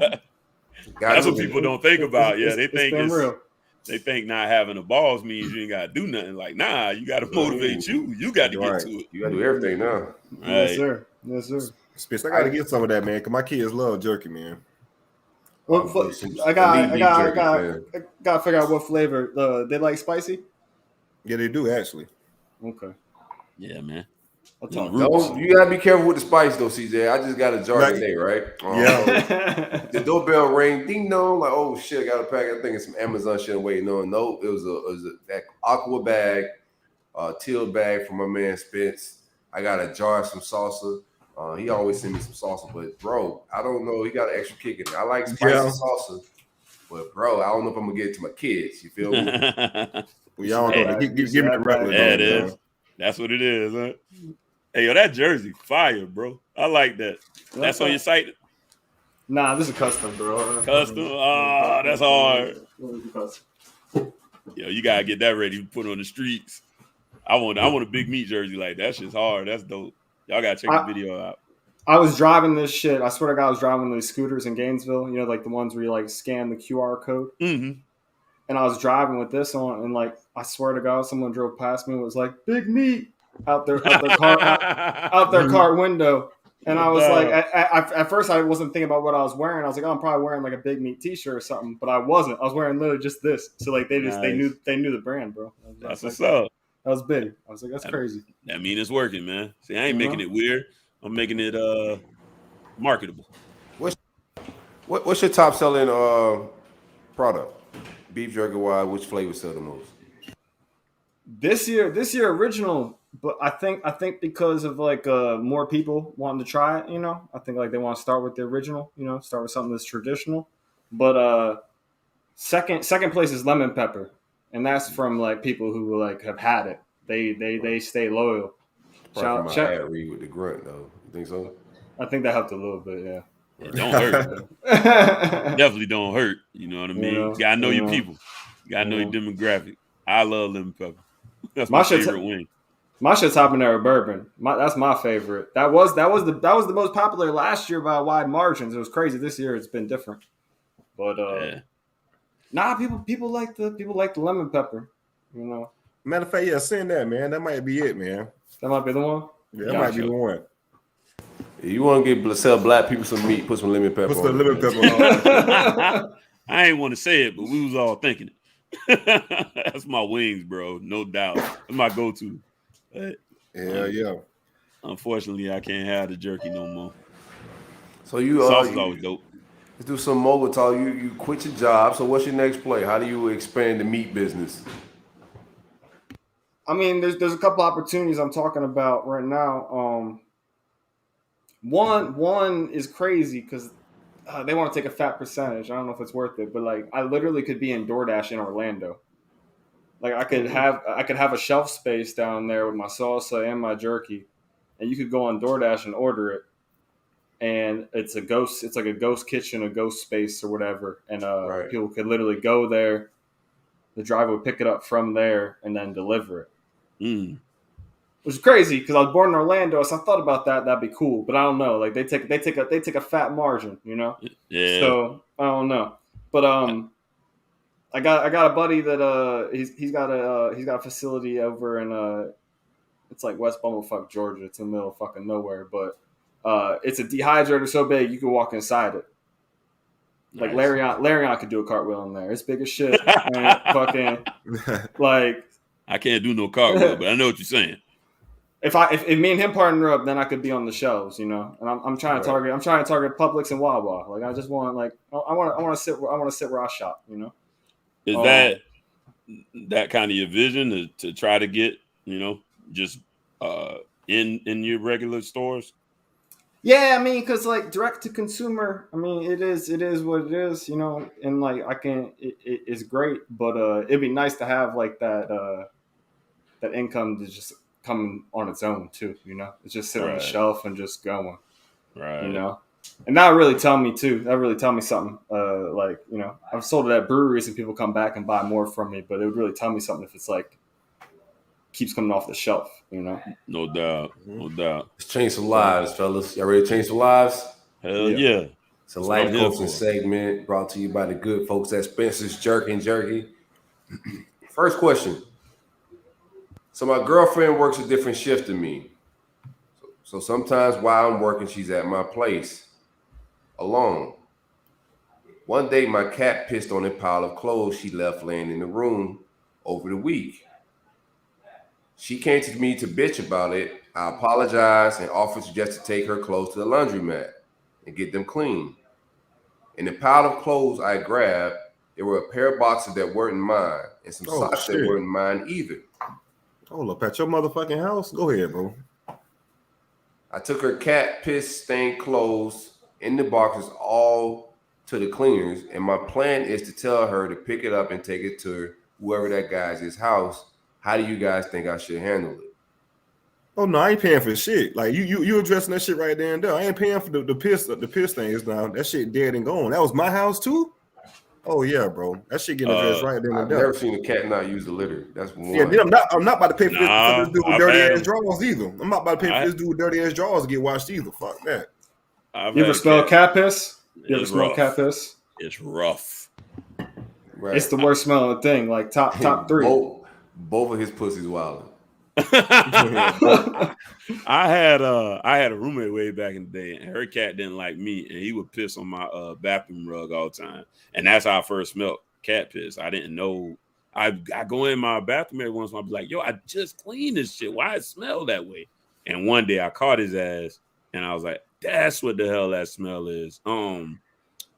So I actually kind of like what he doing, man. Like he was gonna wash the clothes anyways.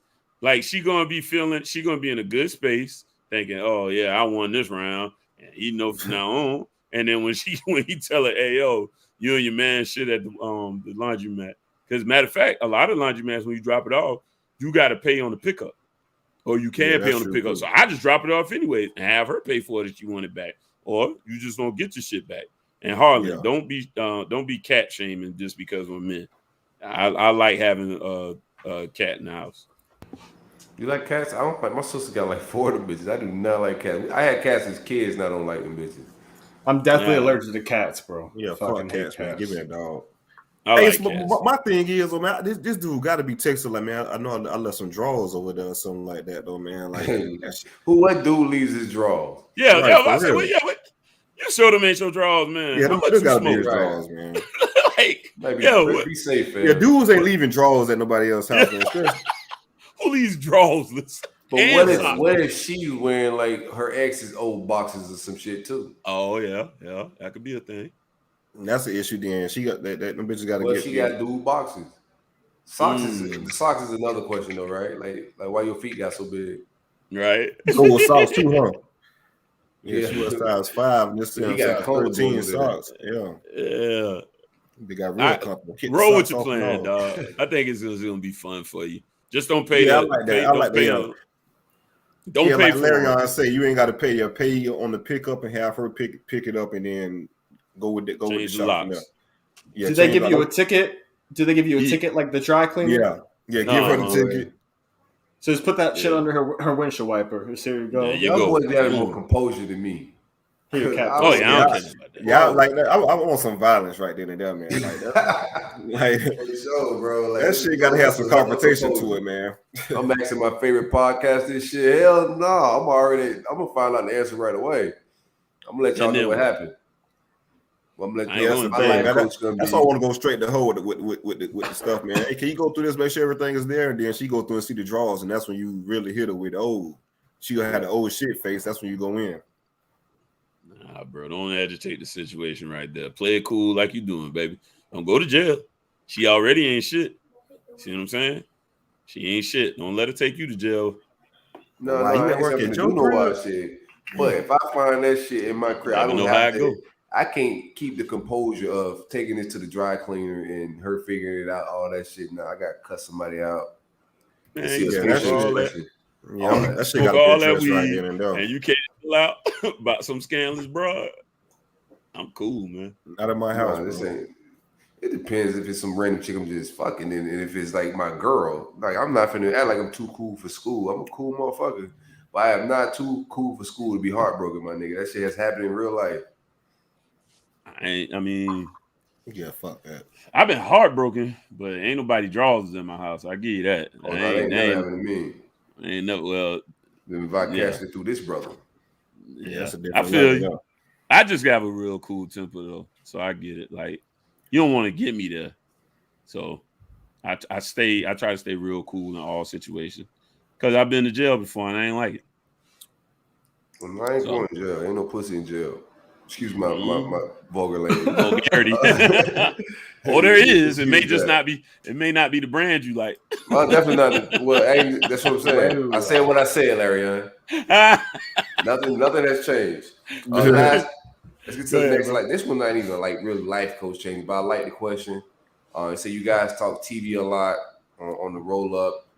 What show is overrated but is treated like a masterpiece?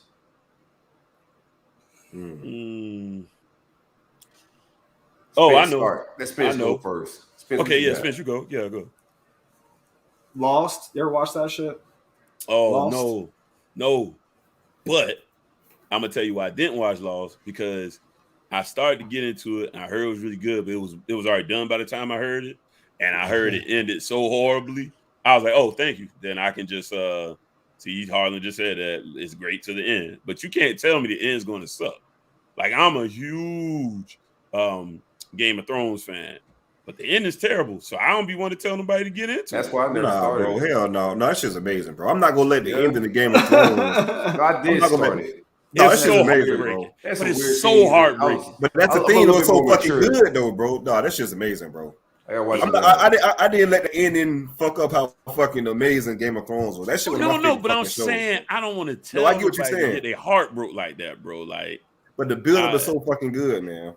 It's awesome. Quit being emotional, man. So you cat bashing, and I can't say Game of Thrones, but I didn't. Nah, hell no. That's where you draw the line at, bro. That's where you draw the line. All right. I've never heard anybody talk reasons about Game of Thrones. I just couldn't get. But a lot of people don't like the ending though, for sure. The ending is terrible, and it's just extra terrible because the show is phenomenal up until the last season. It really is. But it's still a legendary great show, right? But I still wouldn't put you on. Mine would probably be that I think people act like it's a masterpiece. I don't think that Walking Dead. Walking Dead. Walking Dead is so. But no, they definitely dragged it out. But dog, that it's rinse and repeat, right, and that's what got bad with the show. Yeah, what the hell you like? Give me a show you like real quick. See what your bag is. The Perfect Show, The Wire. Oh, fucking amazing. The Wire is perfect. There's nothing better. It starts great. It ends great. I might get canceled for this, but I haven't watched The Wire. Oh, you got to get canceled, bro. Get out.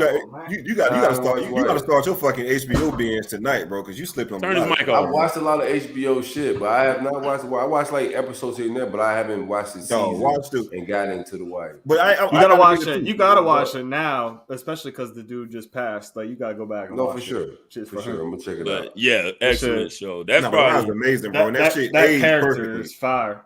That character. Breaking Bad is another one for me too. Breaking Bad is one of my favorites. Breaking Bad to me is another perfect show. It may be like one for me. Great acting. I was hoping none of you said that for the answer to this question because I was gonna get upset. No. Oh, is that no? I love it. It's a tough question though, man, because all these shows are great. So if Breaking Bad is so good. If the masses really say a show is great, then 9 times out of 10 it's pretty good. I think I don't know about the masses, but what was the bullshit on Fox with Taraji P. Henson in there? Oh, Empire definitely was. Empire. I go Empire. Yeah, I go Empire. That shit was trash. Listen, dog, I didn't make it through one episode of that shit. I turned it on. Yeah, give me Empire. Like 3 episodes, man. Dude. I was like, yeah, I'm cool. The shit turned into like Grease hip hop. Bro, I remember Terrence, whoever, what's my man name? Terrence Howard, when his character pulled up on some dude and looked like he was gonna kill him, and then the next, after we come back from commercial, that whole situation was gone. I said, oh yeah, turn this shit off. Like, you can't show me him drawing down on somebody and then now we at the supermarket. Right. Like, nah, yeah, this is terrible put together. Yeah, that one's god awful. Yeah, I definitely agree on Empire. You had to take. You were talking about Power, but I just don't think. I think Power was just after like the first 3 seasons. I kind of like just vibed off of Power. What season did 50 Cent come out the fire? After his daughter died, I was just kind of like, they killing off too many. Oh, Raymond, yeah, that shit. Was that like Yeah, season like- 2? I think. Whenever Season- 50 came out the fire and was still alive, I was like, yeah, get That this was shit the egregious. fuck out of here. I'm I'm sci-fi done. and shit. Yeah. He's a superhero now. Right. Yeah, Ozark people- is a pretty good show too. You got Ozark is amazing. Ozark's gas. Ozark is amazing, and Ozark's gonna be perfect too because it's the last season. So Yeah, they're gonna right. do 4. They're Not not gonna gonna drag keep it out. stretching it. They're not gonna try to keep monetizing it. That's what happens to these shows. They go too long.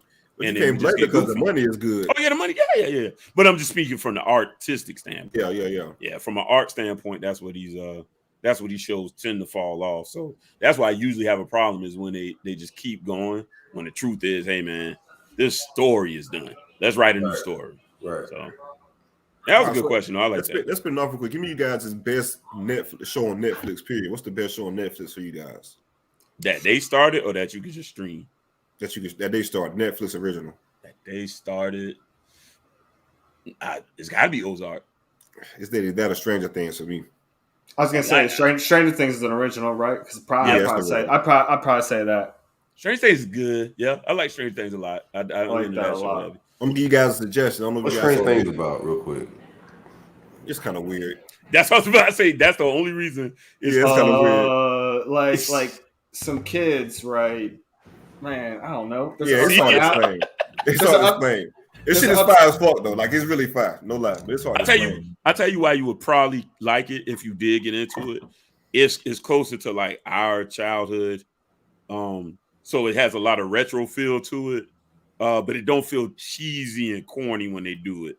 So it has some early 80s type themes to it. It centers around like some sci-fi activity going on, kind of like, remember like the Goonies? You had like the young kids. So it's those vibes, but without feeling kitschy or like corny. Yeah. It actually comes off with some pretty good acting. It's got a throwback feel to it.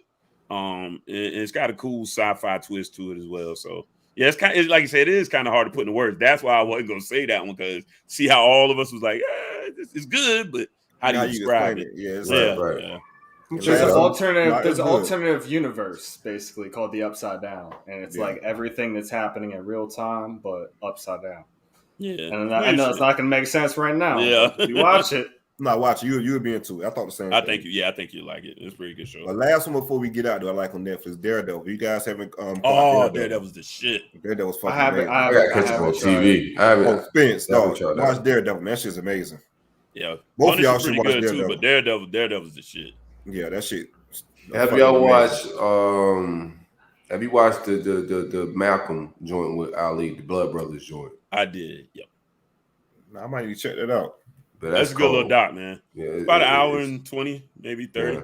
Yeah. Yeah. Good doc, Okay, man. bet. Yeah, check that one out, man. Good shit. What's it called? Blood Brothers. Blood Brothers. Documentary about Muhammad Ali and Malcolm X's relationship, the fallout a little bit, and how that whole relationship went down. But it's pretty dope, man. A lot of information, a lot of like perspectives that I don't think the average person know in that relationship, man. I did check that out. Get back with me. Let me know your opinions on it, because I think that shit's fire. Yeah, That's on Netflix too. yes, sir. Right. Netflix original doc. Yeah, because the stuff that you would see on like the movies and stuff is a way watered down version of what actually happened. Because once I saw that doc, I was like, wow, okay, it was a little more aggressive than I knew it was at the time. And Ali being a hero of mine, Malcolm X being a guy I look up to as well. It was just an interesting tale to watch play out. Yeah, I don't want to give away too much, but yeah, check it out. Right. Check it out. Spence, thanks for hanging out with us, my guy. Let the people know what you got cooking. What's coming down the pipeline as far as Spencer's Jerky. What kind of deals you got? Big meat with my man Desmond Watson. Yeah, man. I always got the same 5 staple flavors. You guys hear them all every week. Got my original, my Old Bay, my habanero bourbon, Mandarin jalapeno, and I'm not gonna do it.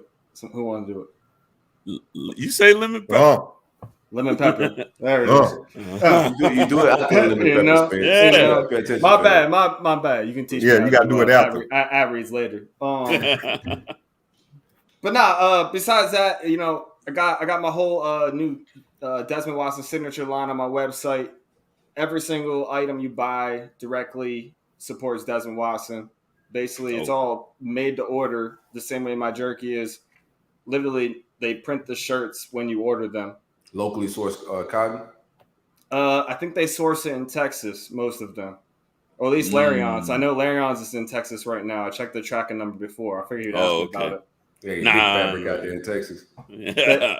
Strong. Everything's bigger in Texas. They got bigger fabric out there. But wait till people actually see me and shit.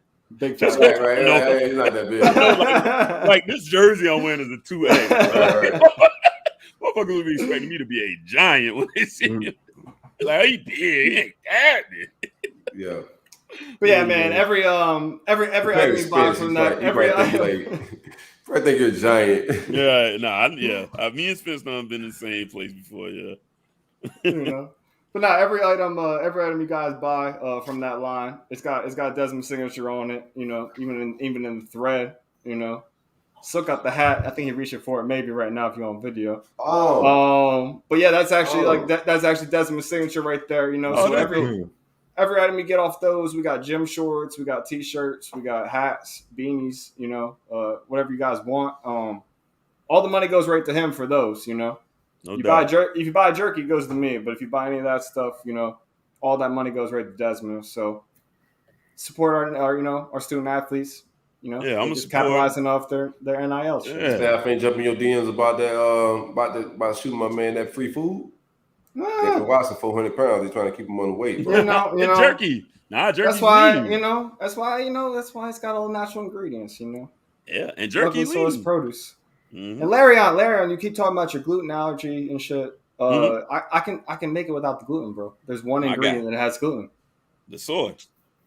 That's it. You do that, hey, bro. I'm telling you, that's gonna open up a bigger market because a lot of us allergic to this shit apparently.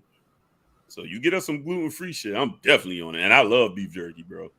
I've done it before. It's that easy. Just one tweet. Yeah. It's done. Yeah, that's the thing. And people like got some vegan beef jerky on the way? Man, get out of here. It's called tofu. Bro, I've been peeping these people doing some stuff with some mushrooms, and that stuff looks pretty mushrooms is a substitute for every vegan meat, fam. Yeah. How is it though? I never done it. Yeah, I don't like the jackfruit. How is the mushroom meat? It depends on who's doing it. It always depends on the chef. Like certain spots I go to, like that shit I be thinking it's chicken sometimes. It just depends on who's twerking on that meat. Shout out to my man down in South Florida. Vegan Trap Lord. Right. So what is it? Vegan Delight? That's my dude. Vegetarian Delight. Vegetarian Delight. That's what really put me on to a lot of this vegan stuff, man. So shout out to them. He do a great job, bro. You're down in Miramar, Florida. Right. I've talked to him about fucking vegan jerky before. Like in the DMs, me and him shooting ideas back. Bro, that dude can vegan anything, man. It just I heard he's nice. I heard he's nice like that. All right, cool.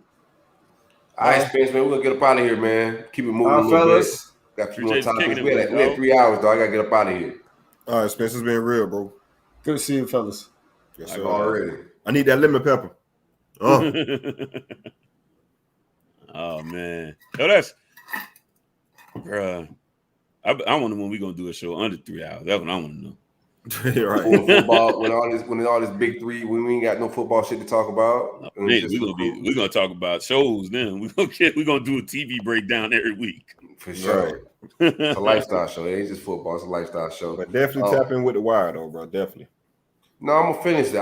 That was my plan this off season, but then I ain't planning on opening 2 studios back to back in 2 off seasons. So, but I've been planning. I try to use my off season to like deep dive into long series like that. Yeah, I stashed mine. Yeah, like I ain't watching Wu-Tang right now. I'm gonna get it. I know it's good. I like it. I stashed Kanan. I had to bring that bitch out since we started playing like shit. No, Kanan 5 too. Bro. Kanan 5. I like Kanan. Yeah, I like Kanan. No solid. All right, what we learned? Yeah, what you learned today, man? We get to some other shit. We do a pop-up show later if we want to talk about some off topics, bro. Let's get the fuck out of here. Yeah, man, it's time to go. For sure. Larry got to work an old regular gig, you know what I mean? My shit feel regular. What I learned, yeah. You gotta work long hours. Might be I worse. gotta work when I get off here. To an extent. Definitely. Yeah. This shit don't Some stop. parts worse. Some part of it's worse. People think it's all glory, but it ain't. I know. I learned that a bear cat is not a bear or a cat. Man, god damn it, you done took this. I gotta let you go first, man. And it's not even in the U.S. I don't know how Cincinnati came up with that shit. That's the craziest shit. This is a North American bear cat, though. Not the one I got looking at. Okay. Let's say the Binturong, also known as bear cat, is a native to South and Southeast Asia. So I don't know. Maybe it's another bear cat then. Oh, there you go, CJ. That's what you just learned. Right, not two damn bear cats. There's two bear cats. Well, now let me see. I learned that Ed O was one who was doing the trick and not the wife. That's what I learned. I thought it was the other way around.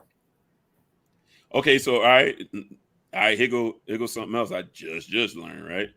University of Cincinnati's beloved mascot, the Bearcat, was not named after the animal of the same nickname, officially known as the Binturong.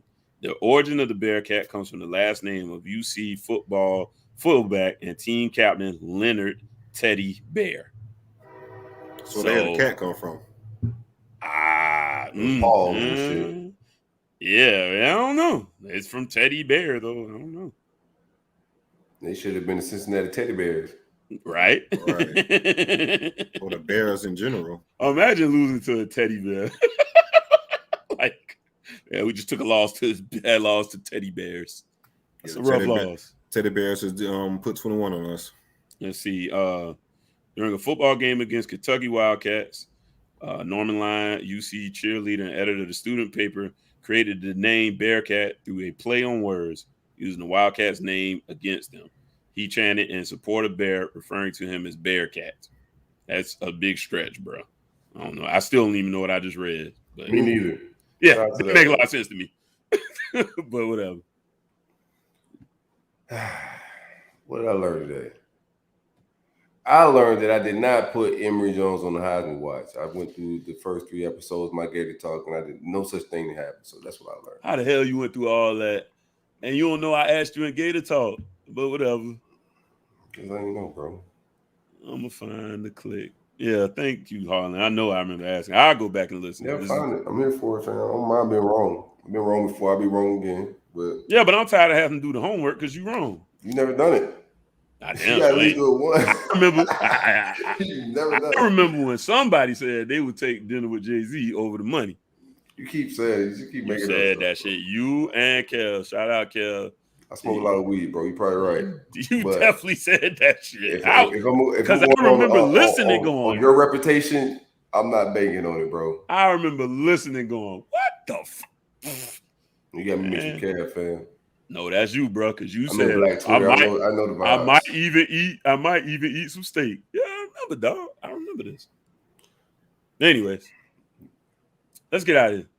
Did we all learn something? I had a rebuttal for it, but I don't want to go tit for tat with you all the time, bro. Let's go tit for tat. I got another hour. That's not great radio.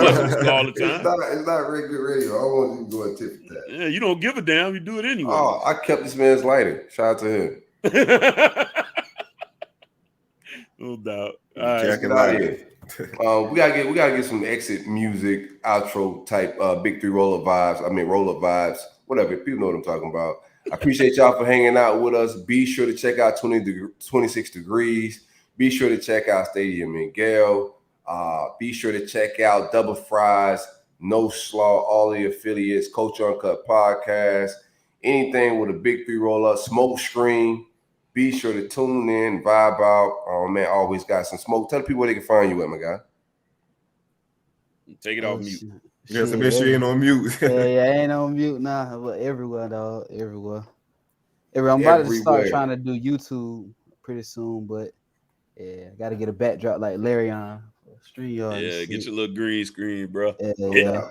It look cool like this. It look ghetto in my house, but hey, you gotta do what you gotta do for the people, right? Shit, I thought a green screen. I thought you could just get a green sheet. I had them put That's it what up, I got. And I was like, oh shit, my shit must not be green. It's the right green. Yeah, you gotta get the right green. You gotta get it right. Amazon. It's like $15, dog. $15 off Amazon. For sure.